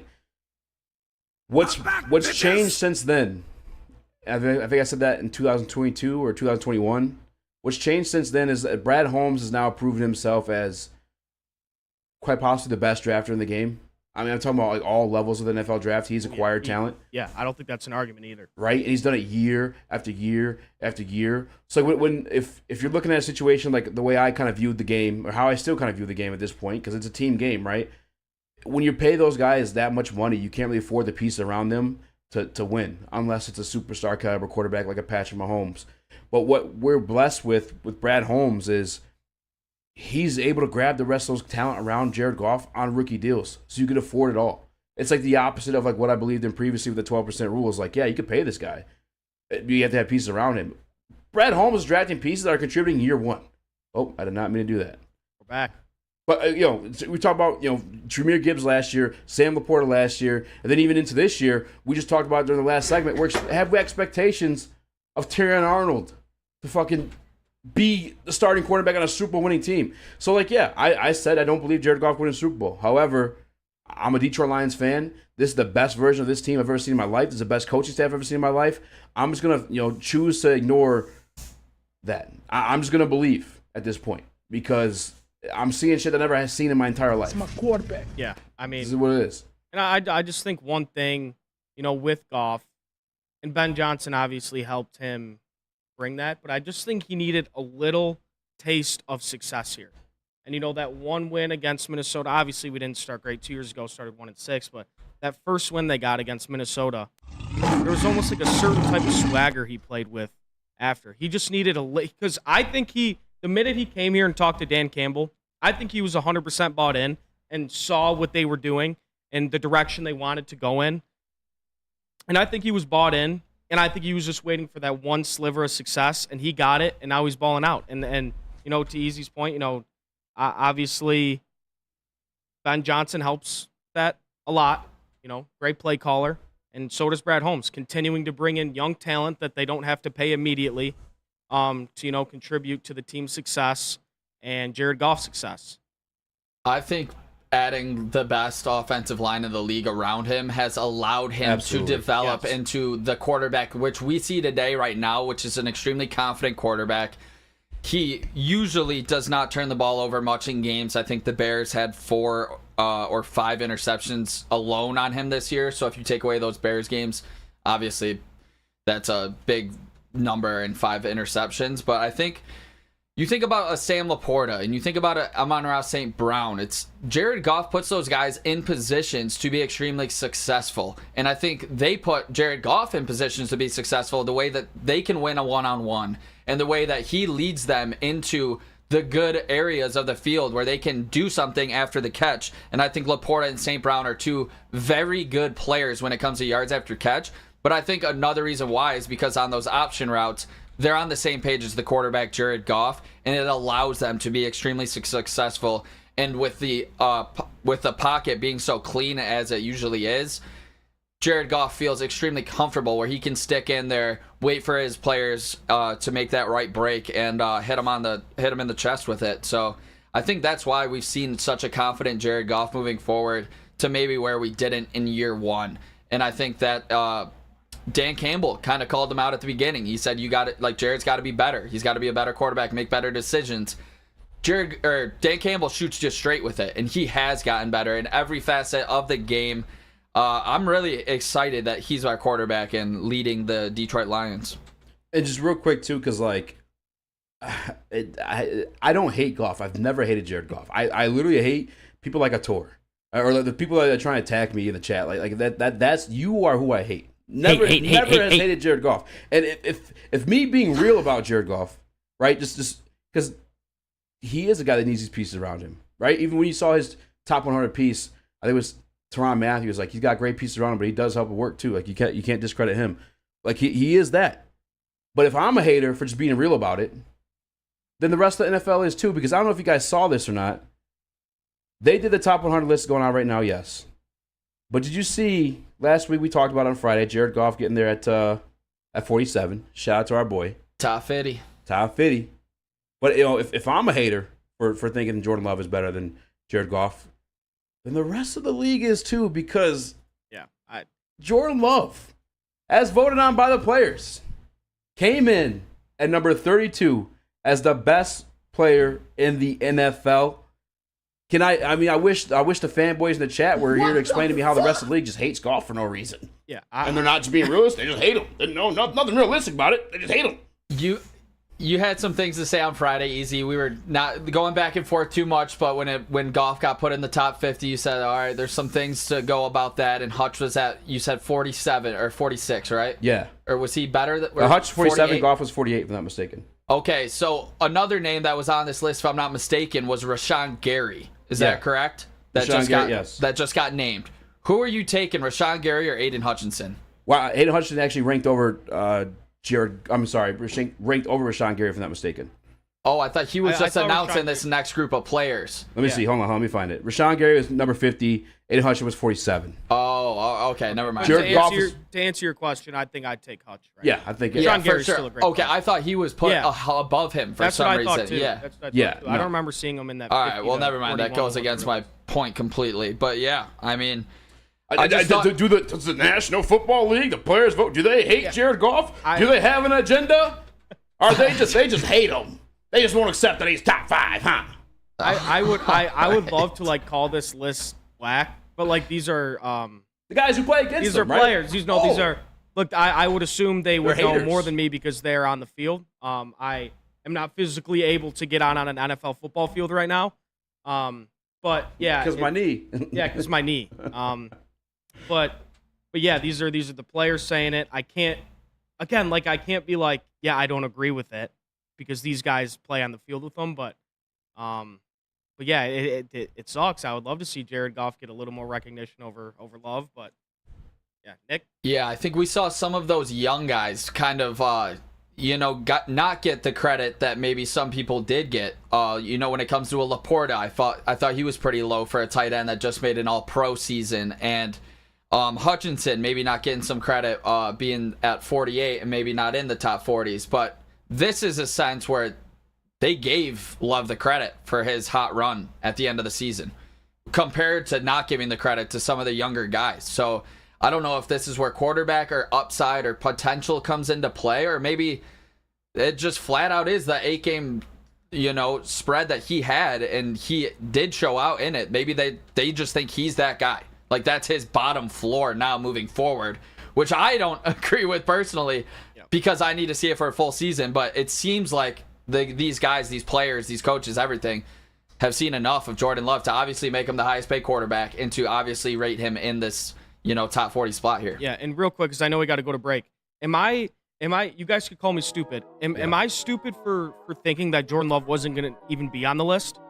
Like when the top 50 came out, or I guess the top 40 came out, Jordan Love's name didn't even come to my mind. Right? Yeah, I didn't think he was. When I saw he was on the list at that point, just because of how young he was. But listen, the way he played, the final part of the year. I mean, we were victims of it ourselves on Thanksgiving before we went to see, hung out with our families. No, he looked really good. Yeah. But but it's just hate, really. Honestly, the players don't actually think that he's good. They just hate Jared Goff that much more. No, just real quick though, because I know we gotta go to break. What do you? We'll get to when we get a break because we do have Justin here. I was trying to get him on camera, but I don't know what the hell I'm doing in here. But we'll kill some time. Let me go to a couple sweepers and we'll be back. A ton of fun, a ton of sports, and a ton of man meat. Welcome to the Woodward Heavyweights, live daily 5 to 7 p.m. on Woodward Sports. We don't like to brag that we are the toughest sports network in Detroit, but we do have a guy named Darren McCarty on our side. Woodward Sports. Congratulations to the real Coach of the Year, Motor City Dan Campbell. Just put your head down and go to work. It's about to be fun, man. It's about to be fun. Woodward Sports.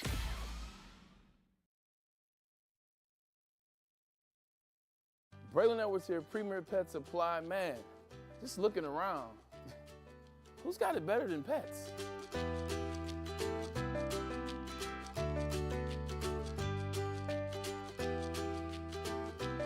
Come on, a baby stroller for Coda?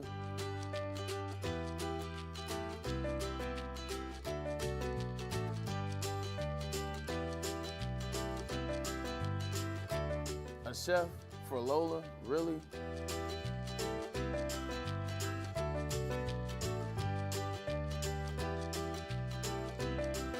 You don't have to tell me who the real boss here is. Who's got it better than pets? Nobody, especially here at Premier Pet Supply. For over 30 years and more than 13 locations, Premier Pet Supply has everything that your pet can dream of, and guess what? It's all under one roof. Premier Pet Supply, family owned, operated, and proud to call Metro Detroit home. Check out premierpetsupply.com or scan the QR code today. Who's got it better than pets? Nobody! We don't like to brag that we are the toughest sports network in Detroit, but we do have a guy named Darren McCarty on our side. Woodward Sports.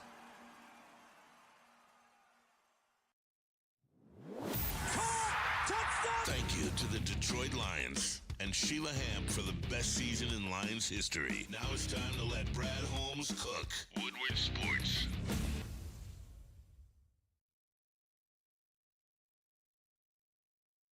So, Randy Celebrity Golf Tour. Make sure you guys scan the QR code above my head. You can join the likes of Braylon Edwards, Calvin Johnson, and more. Jim Harbaugh was there last year at the Randy Wise Automotive Team Celebrity Golf Tour. Scan the QR code. Bring your bags. It's the Randy Wise Celebrity Golf Tour. Soroki's Crispy Chicken and Pizza is taken over Michigan, known for their quality hand-battered and hand-breaded chicken tenders, sandwiches, and New York-style pizza. Locations are popping up all over Metro Detroit. Doubling the amount of restaurants this year. Soroki's just had their grand opening in Madison Heights. I was there. It was awesome. Be sure to stop in and try out a mega station near you, or go to www.sorokis.com. What up, though? Welcome back to Woodward Heavyweights Live on WoodSports.com. Everybody easy, joined by Spinmo Raxus Giddy. Yep, it's Spenmo. What's going on, everybody? I was in a Netflix show, and I'm an awesome guy. I'm just kidding, Spenmo. We do miss you. I hope you're having a great vacation in Denver. It looks sick. Real quick, too, because I know I was abusing the people who claim I'm just a hater, and I'm just not really just evaluating football talent on the field. That's my job to do. To be honest with you guys, I'm not going to pander to you like some other people. Regardless, one name I did disagree with on the list, though, which I could see in some sense, but I'm not willing to say it, or at least be confident behind it. Tua Tagovailoa was also ahead of Jared Goff in this. Tua Tagovailoa came in at 36 above our guy Jared Goff. I know I'm not alone in that. You guys think Jared Goff's the best quarterback in the fucking world, but like that's not ridiculous. Necessarily true. That's not true. Okay, I'm honest about you. Jared Goff. You yeah, are. who you talking That's to? Fair. You had him like the number 2 coach quarterback combo in the league. Yeah, as a combo, then those two together are going to the goddamn Super Bowl. Where would that put them on your list? When they do it, number 1. We should have done like those duos, like quarterback coach duos, fist fight each other, not just like talent. We've done who that would win in a before. fight? Dan Campbell Goff for taking the league. I think so too. Yeah. I mean, I think Saleh and Rodgers have a chance. Saleh's a big dude, man. That guy's scary. He's pumped. He's jacked. But you think Saleh could take out Dan Campbell? No. I mean, come on. Yeah, no. But yeah, Tua. I mean, if you look at the numbers, led the league in passing yards last year. But again, that's to Tyreek Hill, who's literally always open. And Jalen Waddle. Yeah, it kind of like I said before the break. It's kind of hard to disagree because these are the players saying it, but I do disagree. Watching those two quarterbacks play, I think Jared Goff is I think just a better overall quarterback. And again, these are the players that are saying it. They play against both, but yeah, I guess Tua getting love over Goff. I just don't know how I feel about that, Nick. Yeah, I think they're a similar type quarterback. To be quite honest, I really do. If you want to give Tua the nod here for like you just said, they did have a crazy season when it comes to offensive output, and I'm not gonna be punching the air for these lists anymore. Honestly, I'm tired of kind of going back and forth with it. But I would rather have Jared Goff leading my team right now than Tua Tagovailoa. Easy. I'll say that. Yeah, that's where I'm at with it. So I would rank him higher personally. The only bit where I guess I could see it make sense is because I think I told this before too. It was like I do have, and Purdy again. I said I think he's like exiting his way out of this tier, just like through his gamesmanship, just his like feel for the game. But like I have Goff, Tua, Purdy. I kind of have them in that same tier of guys that are good. That I'm not saying they're bad or bums or anything like that, but they're heavily enhanced by the pieces around them, not just on the field, but also like calling the plays, like Ben Johnson, Mike McDaniel, Kyle Shanahan. There's some brilliance behind them, elevating them higher than I think they are for just pure talent standpoint. The only reason where I could see someone ranking Tua, and in a vacuum, maybe yes, if you're just looking at skill sets, probably I could see it, is he's not running for first downs, but he is a bit more mobile where he can extend plays, I guess, versus like Jared Goff. Yeah.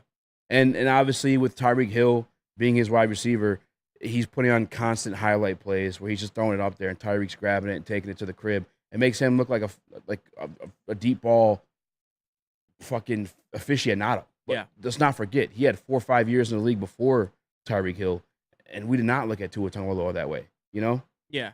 And, you make a great point there. And if people are disagreeing with you on this point, I don't really understand it. Like those tier quarterbacks where it is Tua, it is Purdy, if it is Goff, where, yeah, they're very good quarterbacks, but like there is a lot of outside things that not necessarily need to, but like it helps when those things are rolling, like play calling and, weapons. But yeah, when it comes to mobility, I don't necessarily know if that's why Tua got the edge, because I mean, yeah, he might run a little better than Goff, but yeah, I don't know. It's yeah, and you bring up Purdy too when it comes to that tier. I don't know if he'll ever leave that tier. I think he's kind of I hate using the term well, what do they say? Game manager. I don't like that term. I will not use that term. To be honest, though, I don't hate it. It's not people when people say that, people get like all butthurt about it. But it's fair. Like there are game managers. Tom Brady is arguably not even arguably the greatest football player of all time. At least I know he's a game manager. Okay. Yeah, no. I don't think. What is one attribute Tom Brady does that's absolutely elite? And don't say winning, leading the team. He's an elite passer. His passing accuracy is elite. You want to know why? In the middle to short field, and you could even argue deep. Those throws to Randy Moss were looking pretty damn nice that year. And obviously, I think Tom Brady does have a better deep arm than he's given credit for, but he's managing the game. That's why when you see those throws, they are 15 yards here. I mean, but yards, that's part you know what I'm saying? They're dotted up, sprinkled. And Jared Goff plays very similar game style because they're game managers. You can win with a game manager as long as you have a phenomenal team around them or just an excellent play calling. And Tom Brady's also, this is the attribute elite that he has, just the gamesmanship, just the wherewithal of making the right play. This is something that took me. I had two different ways of going about it when I had this conversation with guys that played in the league. One was with Glover Quinn. The other one was Darius Slay. And Darius Slay kind of broke it down to me. It's like, there's nothing wrong with the way having a guy like that as long as they're making the right reads and you have the right pieces around him. Tom Brady had that. By the way, famous, notorious for taking less money to build a team around him because he's fucking smart. He's not stupid. We played a clip a couple weeks back of Tom Brady speaking about like how he did play or what he thought. And it's very, very similar to how Jared Goff plays. And that's why I finally turned the page and said, fuck it, Super Bowl, baby. Yeah. I guess our definitions of field generals or game manager is a little bit different. I'm a little afraid to say this. I think, Jesus might come after me a little bit, maybe Nick. When I think of game manager, I think of McCarthy at Michigan. The way I think of game manager is they're not really relied on making McCarthy plays at a lot. Michigan. Yes. National champion. Yes. So as I'm saying, game is nothing wrong with game. You could be a game manager. Hey, you got to have the piece around you. I ain't going to come after you because that's 100% fair. He was a game manager, but there's a big difference between what Tom Brady did to win his Super Bowls, the back end of them, to J.J. McCarthy winning his national championship at Michigan. Brother, I don't know if you know, because I'm a little bit older than you. You got to watch back some of these Super Bowls and how some of those things went down. We're talking like Adam Vinatieri becoming a legend for field goal kicks or But who remembers, that side of it? Nobody remembers that side of it. Nobody remembers that side of it. They remember the rings. And again, there's just I don't know why there's a negative connotation on it. You just said J.J. McCarthy is. He's national champion J.J. McCarthy. Gonna go down as Tom Brady is 7-time Super Bowl champion. Tom Brady. Like, yes, that's the right way to play the game as long as you have the piece around you to help you complete the mission. And he did. He did. Now there's the guys where they can do a little bit more and manage the game. That's your Patrick Mahomes. Also, JJ is not a handoff merchant. If he is a handoff merchant, he wouldn't have been able to make that last drive against Alabama where he put the nail in the coffin against them. I have my opinions on JJ, and it's not just because he's in the division. I have my opinions on it. I don't want to put anything on wax yet, but I don't think he's very good. I'll just say that. I don't necessarily think he's going to be a great NFL quarterback either, and I'll say that as a Michigan fan. I love JJ. He brought us the Natty. I have all love for JJ, but I don't think that the NFL career is going to be that great. Taking him in the top 12 was insane. Yeah. Yeah. Top 10. Was it the 10th pick or 11th? I'm sorry. I think it was 12. 12? I have. It was 11. It was around there. DNC ENT puts it the perfect way. Just being a game manager is the main job of being a quarterback. Complete passes, manage the game, don't turn the ball over. That's your job. That's how Tom Brady won Super Bowls. Yeah. They weren't fucking Patrick Mahomes style. He's running back there and throwing it 50 yards down the field. No, he just played a clean, smart game. Yeah, but I think he was relied on a good amount. He was relied on because he played a good, smart, clean. Yeah, but I don't think game managers are necessarily ever being relied on. Like, I think that's the difference between like a Brock Purdy. What do you mean? How do you not rely on your quarterback? I mean, like, you rely on him to not turn the ball over and make the right pass. Yeah, but you know what I like a guy like, I don't want to say Mahomes, but I would even say like a guy like Jared Goff, where he's asked to make high level throws a lot, and I don't think guys like Brock Purdy are really ever asked to do that. And I think, what do you mean? Jared Goff was dead last in the league with air yards 20+. He's not making high level throws. High level throws aren't just deep balls. I mean, we always talk about the throw against Tampa Bay. Brock Purdy did that a lot too. When? I really can't. We did against us. We gotta go to break. You're right. What do we got? What's the Swiss insurance? Swiss. Tell you guys about the Swiss insurance, guys. My guy Mark. Best in the business. Make sure your house, your car, your livelihood is insured by the best, and that's Mark at Swiss Insurance. Contact him direct. 313-530-1698. What's better than having an insurance guy you can call right up and get the answers to the questions you need? It's Mark at Swiss Insurance, 313-530-1698, or email mark@swissins.com. Stop searching for a vehicle and start finding one. Les Stanford Chevrolet Cadillac makes it easy. We harness the power of multiple dealerships and own the biggest selection of GM brands in the area to get you the car you need. With the Les Stanford Group, you'll have access to 4 different dealerships, providing you with more makes, more models, and more choices. We're connected to more than 1,000 vehicles. And with so many high-quality CPO vehicles available, you'll find new car quality at pre-owned prices. You can start and end your search at lesstanford.com today. Walk into any Lady Jane's Haircuts for Men for an award-winning haircut experience from one of our talented stylists. Enjoy a precision haircut, hot lather neck shave, scalp and neck massage, and a hot towel treatment to top it off. Enter for your chance to win the $50,000 Perfect Bracket Challenge. With more than 25 Metro Detroit locations, there's always a Lady Jane's near you. Lady Jane's Haircut for Men, open 7 days a week. Walk in anytime. Lady Jane's, it's wicked awesome.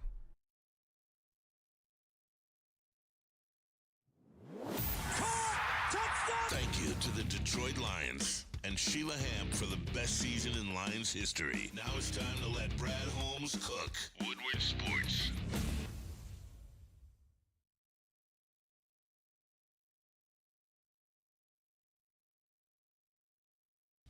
Game is won in the trenches, and our big fellas don't mess around. The Woodward Heavyweights on Woodward Sports.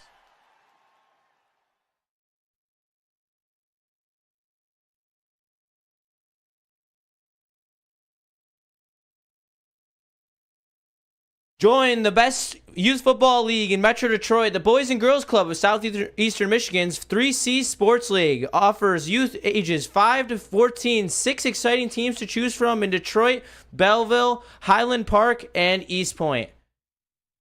Register for football or cheer at bcgsm.org. Equipment, meals, and transportation included, all for a chance to play the championship at Ford Field for just $175 per child. Put the youth back in youth sports with BGCSM 3C Sports. What up, though? Welcome back to Woodward Heavyweights Live on WoodwardSports.com. I'm easy, joined by Caleb the Cool. We got Justin, the TD booth, saving the day. Thank you. Shout out. We also got Nick, the microwave, in the building as well. Let's go. A couple places we take this. We're having a little quarterback conversation, which I'm willing to continue on. We also have the trade deadline coming up for the Tigers. Obviously, you guys didn't hear the news. They pulled Flaherty from his start tonight. Also, started filling in at shortstop. What's his name? Ryan Kreidler. I'm getting called up. But that's more of an injury, it turns out. Yeah, I mean, Javi Baez is on the bereavement / medical emergency list. So What happened? Yeah. Any update on what happened in that situation? No, they really haven't said anything. It could really be anything. They wouldn't put him on that list. Like, if I saw a couple things on Twitter, like they put him on that list because like they're looking to either buy him out or trade him. I don't think that they wouldn't put him on that list because that's a pretty serious thing. You know what I mean? Yeah. But yeah, I don't know. Hopefully everything's okay. As much as I say about Javi, getting put on the list like that, it has to be something, you know, either first like with family or something. So I hope everything's good. But yeah, Ryan Kreidler's. And I'm gonna say it blatantly. He sucks. And there's other guys we could have brought up instead of Ryan Kreidler that I wish we would. But yeah, Nick, what do you think about Ryan Kreidler coming to play shortstop for the Detroit Tigers today? Absolute nothing burger. This is deja vu all over again when it comes to the lineup. You get excited about maybe one or two guys, and a guy that I'm actually excited for, Dylan Dingler, catcher, finally gets the call up. He's been raking at AAA. Why the hell is it taking so long? Obviously, we made the room with the trade of Carson Kelly, but this is literally deja vu where it gets to this point in the season and it's okay. You can have fun watching maybe three guys in this lineup. Yeah. Once again, to me, those guys are now Colt Keith, Dylan Dingler, and Wenzel Perez to me. Yeah. That's where I'm at. I don't know why, but when I think of like the dog days, like the August and September, the one guy I always think of is Akil Baddoo. I mean, that's always the guy that's going to be What are you doing in my car? Yeah. He's going to be the guy like hitting leadoff when either everyone's hurt or traded. That's no shot at Akil Baddoo. You're one of my favorite Tigers, actually. You're pretty fun to watch, but it's just funny. He's the guy I always think of when I think of the dog days of Tigers baseball. Also, Dingler. Yeah. Got the call. Yes. I'm ready to watch tonight because you guys have been hyping him up all season. Not all season, but yeah. I know people are pretty excited for him. It's been a while. 25. He's been in the minors for a while. And I'm really excited. If you can get that, I don't think we're going to get the production that he was doing in AAA. He was hitting like 309 with 17 home runs. That's crazy from the catcher position. But if you could even have a guy hit 270 with 23, 24 homers for you, 80 RBIs, I mean, that's an all-star catcher. And I think he's a pretty good defender as well. So, yeah, I'm really excited, to see kind of what they do with him and Jake Rogers. Yeah, man, I'm excited. It's time. It sucks that it had to be because of the Carson Kelly trade, but I'm excited. Nick? Literally 24 hours from now, fellas, I want to know what your vibe is going into this trade deadline because it's, 24 hours. It'll be 34 minutes past the deadline. It ends at 6:00 p.m. tomorrow. I got a feeling something might break on the show, but in preparation of that, one of the Tigers beat writers for the Detroit Free, Evan Pretzel, if I'm not mistaken, put out some trade scenarios. And we're going to start with the biggest, baddest one here, fellas. But before we do, is Scooble on this team 24 hours from now? Easy. Yes. Scooble's on the team. No. I think it sucks because I don't know what type of situation, what type of negotiations are being had, but that's a guy it makes zero sense to keep the rest of this season. Flaherty. Yeah. 0 sense. Makes 0 sense to keep Flaherty. You're not going to – he's a free agent this year, right? Yes. What are we doing? Yeah, but – he has value right now. You can we're not doing anything. Yeah. I get at least a hole in the rotation. What do you do? Who gives a fuck? Yeah. We're not doing anything anyway.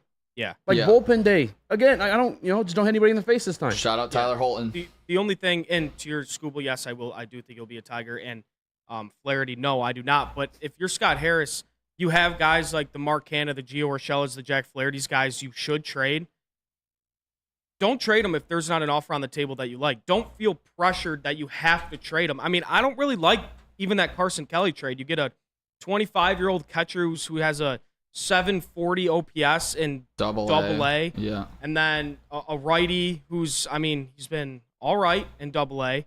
A 22 or 23-year-old righty. I think I can't remember the name off the top of my head, but I didn't even like that trade that much. I think you could have gotten a little more from Kelly. I'm not saying a top 100 guy, but a little better prospects from that. But if you're Scott Harris, don't be pressured to move on from these guys because you feel like you have to. You do have to, but find good deals for them. Yeah, there is so much. There are so many reports that teams are really interested in Jack Flaherty, and that the Tigers are not budging on. They have him on the value of him, which in the past Avila would have shipped him off already and told you how. Yeah, we have to trade Jack Flaherty. So it's nice they're operating a little bit differently. It does worry me the closer we get.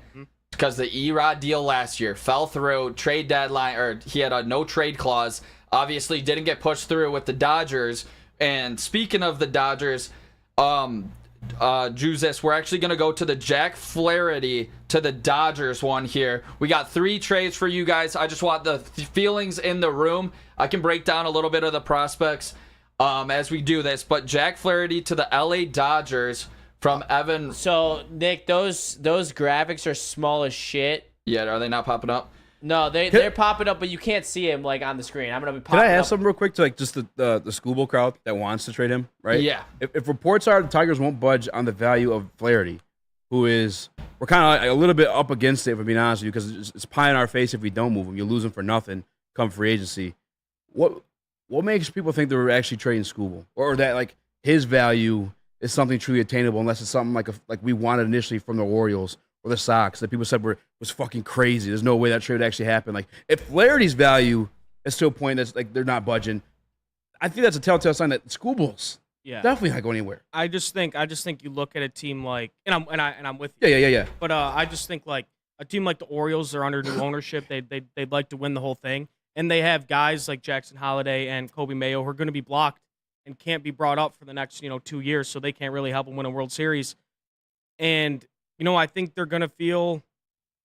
I don't know. I think they're gonna feel the angst of wanting to bring in an ace, and a guy like Taylor Skubal. Because if they look, I will cry. I will quit. I will. You'll never see Caleb's face again if Taylor Skubal gets traded. But if he does end up getting traded to a team like Baltimore, they're winning the World Series. I mean, you have Corbin Burns and Taylor Skubal. Like how do you beat that in a playoff series? But yeah, I think that's why, because they're going to feel a little bit pressured to go get a guy like Skubal, and they have these guys that aren't going to help them win a World Series in the next 2 years, and Holiday and Mayo because they're blocked. Nick?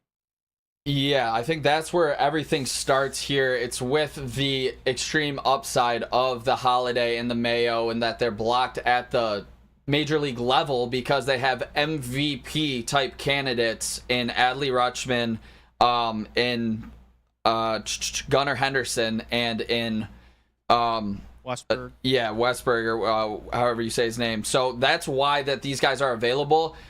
Will they trade their prospects though? Their top guys. They're the top 15s in all of baseball. When you think about a Mayo, a Basallo, and about a Jackson Holiday, will they?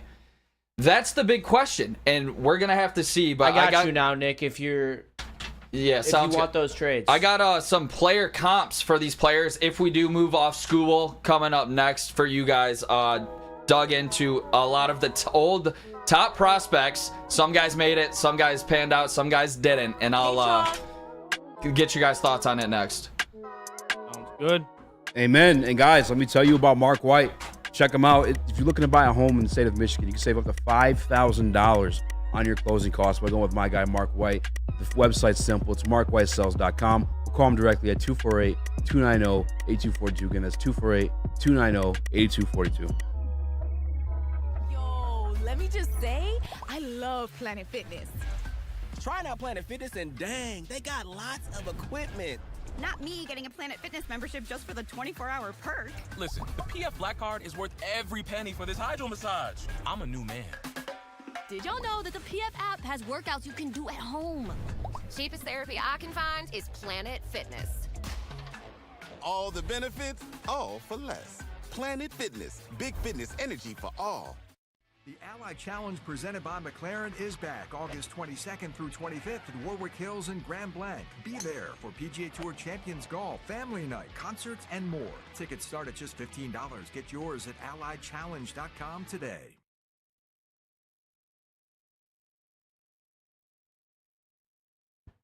What happens when you run a great business for over 50 years? You expand and offer more products to more people. This is exactly what Les Stanford did by adding Les Stanford Buick GMC. The same great place that customers have come to know and trust on Woodward Ave, just south of 9 Mile. Check out Les Stanford at Dearborn today at lesstanford.com. Les Stanford Chevrolet. Together, let's ride. He really is Spinny Jr. Spinny Light. I had to give him a shout out there. I don't think Scooble's going anywhere, man. I just said at the break. I think John Morosi is just yapping when he keeps saying like, oh, it's 50-50, blah blah blah. But like he did go out on wax and say 50-50. Yeah. For Scoobs? Yeah. Yes, and he is like one of the most. Yes, he is connected people in all of baseball. Yeah, that part of me either like thinks he's kind of just trying to get a headline, which I know guys like that don't do, but it's been honestly a little slower of a deadline than we thought. And if you make a statement like 50-50, you can't be wrong either way. Yeah, I know, but it's like don't you think if it was completely over, he wouldn't have said anything? Does that make sense? Like if there's still a chance that it's happening since he's still talking about it. And like this is what I think is happening. Obviously, he's a hot commodity. Yes. Teams are making the call to try to acquire Terry Scoop. However, that doesn't mean the Detroit Lions are willing. Like he's probably hearing from the Tigers are willing. Like he's probably hearing from these other teams or from like other people that hey, they're calling to try to make a move for Scooble. But I just don't think he's moving. I saw a comment in the Woodward Sports chat. Does that mean Scooble's here to rot? No. Like we are. If you got the prospects you're getting for Flaherty are somewhat respectable. I'm assuming someone will play next year. Right, because I heard Neil say there's going to be probably holes. Not. Probably not. You don't think? No, they're going to be at least a year away. Like, because no one's going to give you an MLB ready prospect for an Asian contract. It's just not worth enough. What's wrong with an Asian contract? I'm just kidding. That's okay. I think they're going to get somebody that's like somewhat ready to play. I truly do. Even if it's a guy that's like in AAA right now that is going to be moved up towards the end of the year. That's just where the Detroit Tigers are at. If you keep Scooble, you're not wasting Scooble. He's not here to rot until he's 32 or anything like that. You can still trade Scooble at some point in the future. It's just that now that I understand his value is the highest. Yeah. But you're looking at a team that's we're just under 500? Like 3 games under, 4 games. Like 3 games under. Like we're not that far away. To where if it's up to ownership, that's where we have to get in the head of, I guess. Is like, is Chris Ilitch going to actually spend? I know there's a lot of negative, like a lot of people think he's not going to, but like if he does, we're not far away. We're really not. Like this offseason, grab a couple pieces. You got the guys moving up if they're what you expect. Look, yeah, as you guys know, I am 100% team, keep Scooble, but I understand what the other side is saying. And if you keep them, the clock, that timer, it starts now. Yeah. Because then you better go after it. If you're Chris Ilitch, you better go out and spend. You have to spend if you keep Scooble. That's the bottom line. That's 100% the bottom line. And yeah, I don't want to give like a payroll number that you got to go out and spend, but you got to get players that aren't, nickel and dime. I don't want to, Gio Urshela, players like that. It's got to be legitimate MLB bats. Nick? Yeah, I agree, and I guess we'll speed through a couple of these to start, because I do want to get to this big Terry Scoobble superstar deal, but the most realistic option is obviously trading Jack Flaherty. And if they don't want to give up their top 3 prospects, this is where Jack Flaherty to the Orioles comes in. And talking about one of those MLB-ready guys, it's Connor Norby, who is getting reps right now with the big league team. They decided to call him up instead of a Jackson Holiday. And no, it's the Orioles one. The Orioles one was up. It just switched them. Yep. Nope. Well, I don't know why the hell it keeps switching them. Well, here we go. We got Jack Flaherty to the Dodgers. We got, oh my God, it just keeps Just say going. it. Just don't, we don't need that. No, it's good now. We got Norby. All right, so we got Norby, who is MLB ready, and he would fill in almost right away anywhere you want to slot him on this team. And then Bradfield, who is an extremely speedy outfielder, really good in the field, kind of a contact guy, really not a lot of power, but a guy that realistically has the potential to steal 50 type bases a year. That's what you're getting in a Bradfield. A really good fielder. I don't think he has the best arm, but I would 100% do this deal. When it comes to Connor Norby and Enrique Bradfield, he was a baller at Vanderbilt as well, and Norby is MLB ready. Caleb, how would you feel if that was the deal that got done, where we don't have to give up Scooble, but you still get 2 pretty solid prospects in return that aren't in the top 100, but seem to be just on the outside of that? This is the perfect trade. Yeah. That's the perfect trade. And I know we have others to show, but easy, like you were saying, you feel like we can get, an MLB ready bat back for Jack Flaherty. That's your MLB ready bat. in Connor Norby. Not 100%, you know, he could play the outfield a little bit, not 100% where he fits in the infield necessarily, because Colt Keith we have at second, but we're going to find a place for a guy that has a 900 OPS in AAA. And he's 24 years old, so he's ready to come up. That's the trade for Flaherty. That's kind of what I'm hoping for, that type of haul. Would you be happy with that, Easy, just based on what you heard from us? MLB ready bat, and then another prospect to go along with Flaherty? Yeah. Yeah. Okay. You could give me Norby and I'd be fine. No, you wouldn't even have to throw in Bradfield. I would honestly be pissed if they don't move Flaherty at all. I think it's just the dumbest shit you could do because you're not doing anything this year. I agree. He's a free agent next year. I just want to sound off on Norby for a second because you don't know if he's MLB ready. He doesn't have an extended stint in the majors. You're going to be giving him that. There's going to be growing pains. 100%. And so maybe MLB bat ready for next season, but that's not going to be what you give Jackson Holiday. If you get a Jackson Holiday in this Skubal trade, he will truly be MLB ready and will be on the roster as soon as he's traded. Speaking of that Skubal trade, let's give it a go here, fellas. This is the absolute blockbuster deal, and it's Tarik Skubal to the Baltimore Orioles for the number 1 prospect in baseball, Jackson Holiday, the number 15th prospect in baseball, Colby Mayo, along with Norby and with Garcia. I don't really know too much about Garcia, so I'm not going to expand on that. But Holiday and Mayo are the top guys in this trade. And fellas, I did some deep dives here about top prospects of the past and that have made it and that have not. But Colby Mayo has a 946 OPS in AAA. He's 6'5", 230. Plays third base. He plays any corner infielder spot. And I compare him to maybe one of the best prospects, honestly, like ever. He was a former number 2 overall prospect in 2015. He was 6'5", 230 as well. And he's a World Series champion, third baseman, big swing. He had a 1.036 in AAA before he was called up. And he won a World Series for the Chicago Cubs. Chris Bryant is what I saw out of Connor Norby. Maybe just a small step back from that, but that is the upside type power hitting prospect that you are looking to get here in Connor Norby to pair with the Jackson Holiday. So this is just starting from Colby Mayo, excuse me. That's the upside. The swings are similar, very tall guys, big power swings that can absolutely rip the cover off the ball.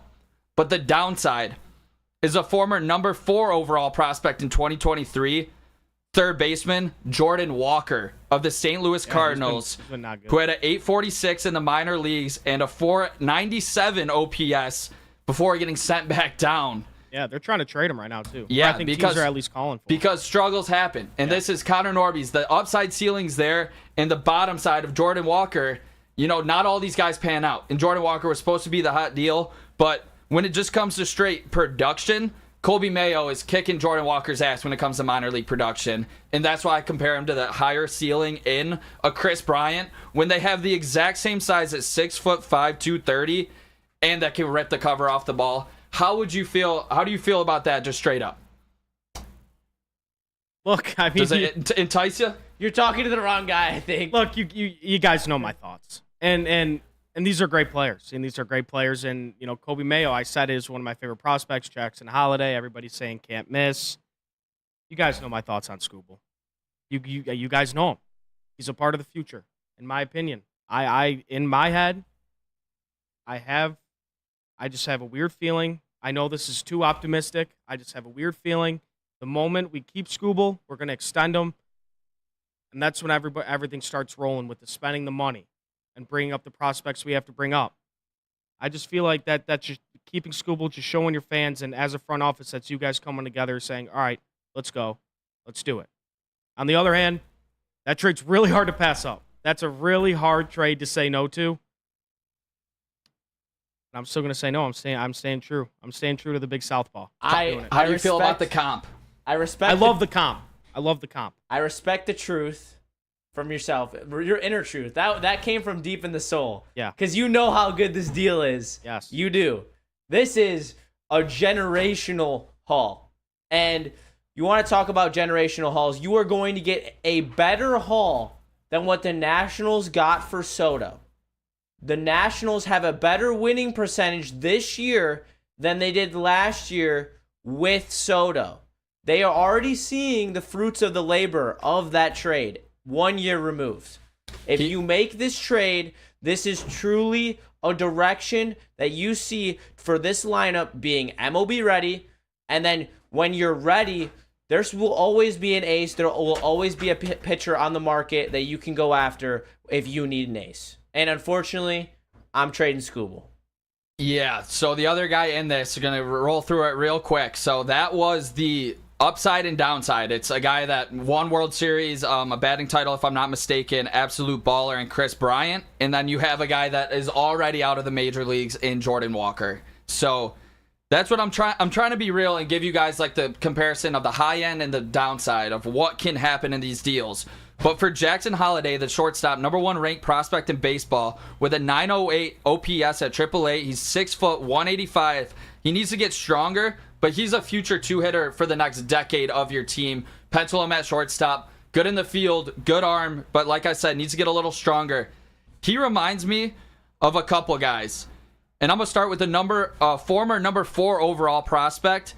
This guy's a switch hitter. He's not just a lefty like Holliday. But this guy's 5'11", 190. He used to play in this division. He's going to hit for home runs, drive-in runs, steal some bases, and play quality defense in short for the next 10 years. Francisco Lindor. Fellas, Jackson Holliday, Francisco Lindor. What do you feel about that comp? And if that it was the guy that you're trading Tariq Skubal for, and that's the big guy in this return. Yeah, I think that's a good comp. I mean, obviously that's if everything all works out, and having a guy like Chris Bryant and Francisco Lindor, like you compared, Chris Bryant to Kobe Mayo, obviously that'd be great. But I'm going to say it. I'll say it. I'll say the numbers. I don't know exactly what it is, but there's a percentage of prospects that do miss. And but yeah, I mean, if I'm looking at it, if we make this trade and it all works out, having Francisco Lindor and Chris Bryant in the middle of our order, that's hard to beat. Or guys like those guys. Yeah, those guys are absolute superstars. But a downside for this move would be a former number 2 overall prospect with a .691 career OPS and struggling to find his way in the MLB is a guy in Gavin Lux who wasn't able to stick. He wasn't able to play shortstop like the Dodgers wanted him to. He got kicked out for Mookie Betts and others. And he really hasn't found his way with the bat like he was projected to. And he was the number 2 overall prospect. So that's their upside with Lindor. And I didn't even want to say this name out loud, but I wanted to sneak it in. Wander Franco, before like all the allegations, everything. Dude's a hell of a ball player. Jackson Holliday reminds me a lot of him when it comes to just the baseball stuff. Both of them were 70 grade prospects. All-star potential type guys that literally can carry an offense when hot. I thought the Wander Franco and with the Francisco Lindor, those were the 2 biggest comps that I got. 2 former top 5 prospects. Jackson Holliday is all of that and more in my eyes. You do not do this deal if Jackson Holliday is not part of it. I don't care if you give me Kobe Mayo, Basallo, the 3rd, the 4th, the 5th prospect in the Orioles organization. I do not do this deal if Jackson Holliday is not in it, and I don't think the Tigers will either, and that's why they're still having the talks, but I believe that's why these talks haven't really transpired into like serious talks and reports yet, because I don't know if Jackson Holliday and Mayo are in this. I wouldn't do the deal if both of them are not. How are you feeling about those comparisons, fellas? Yeah, I mean, I like those comparisons. Like you said, if Jackson Holliday turns out, if we ended up doing that deal and Jackson Holliday ends up being a Gavin Lux, I mean, that'd be the worst thing to happen of all time, maybe in Detroit sports. Worst case scenario. Yeah, but I really like the Chris Bryant compared to Kobe Mayo. I really do like that comparison. I have no comment on the Wander Franco one. But yeah, I like those, Nick. Who's this? Honestly, as long as we get Holliday and Mayo, I'd honestly like to make Mayo a non-negotiable in this trade as well, because you need both bites at the apple. Like, yes, Jackson Holliday is as can't miss as they get, as they say, but that only goes for a certain amount of time. I mean, he's going to dry that up, and he's going to be put in a spot where he's going to have to do something, or the fan base will turn on him, or just keep saying El Mago's back like they do with Javi Baez. So I'd hope that they get Kobe Mayo too, because if only one works out, your chances of one of them working out with both of them on the roster is insanely higher than if you only get one of them. This trade could set you up for the future for the next 10 years. If Job's that guy, that pitcher that you think he can be in an ace, you spend some more money on pitching, and then you have just an all-star type lineup when you think about Riley Green, Cole Keith, Mayo, Holiday, throw Kerry Carpenter in there. He can rake when healthy. It's just like, this is what good teams that we've seen the Astros do and take the next step with all of their prospects that did work out, and a team like the Orioles right now, when their prospects work out. Like, this is homegrown lineups that are 100% contenders for the World Series. Easy. You're getting Colby Mayo as Chris Bryant, and you're getting Holiday as Francisco Lindor. You taking this deal? Yes. Hell yeah. Come on. But if you don't get them, don't make this effing trade. Like, hang up the phone, Scott. Where are we at? We're not. They're not trading. They're not trading School. I'd make the bet. Do you real quick before we just move on? Do you think they're trading School? Yes or no? No 50-50? No, because the Orioles can always sell hope while they have these prospects.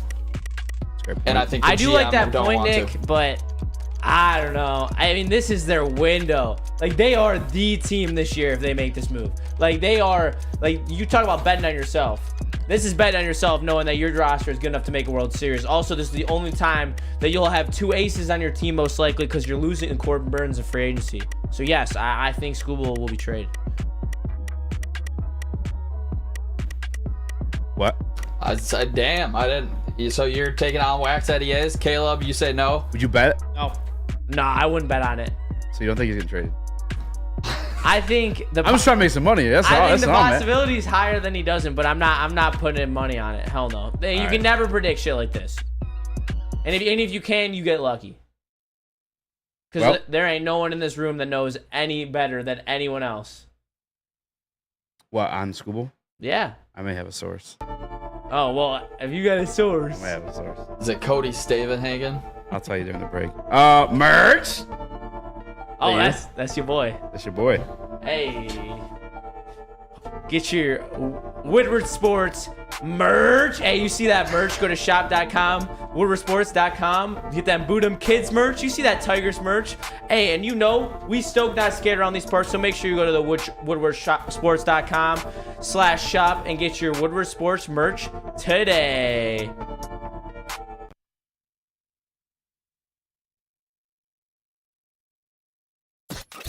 A ton of fun, a ton of sports, and a ton of man-meat. Welcome to the Woodward Heavyweights, live daily 5 to 7 p.m. on Woodward Sports.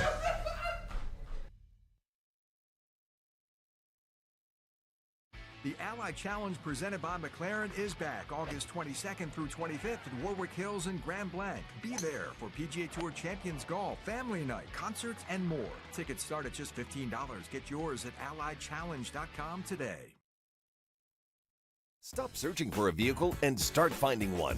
Les Stanford Chevrolet Cadillac makes it easy. We harness the power of multiple dealerships and own the biggest selection of GM brands in the area to get you the car you need. With the Les Stanford Group, you'll have access to 4 different dealerships, providing you with more makes, more models, and more choices. We're connected to more than 1,000 vehicles, and with so many high-quality CPO vehicles available, you'll find new car quality at pre-owned prices. You can start and end your search at lesstanford.com today.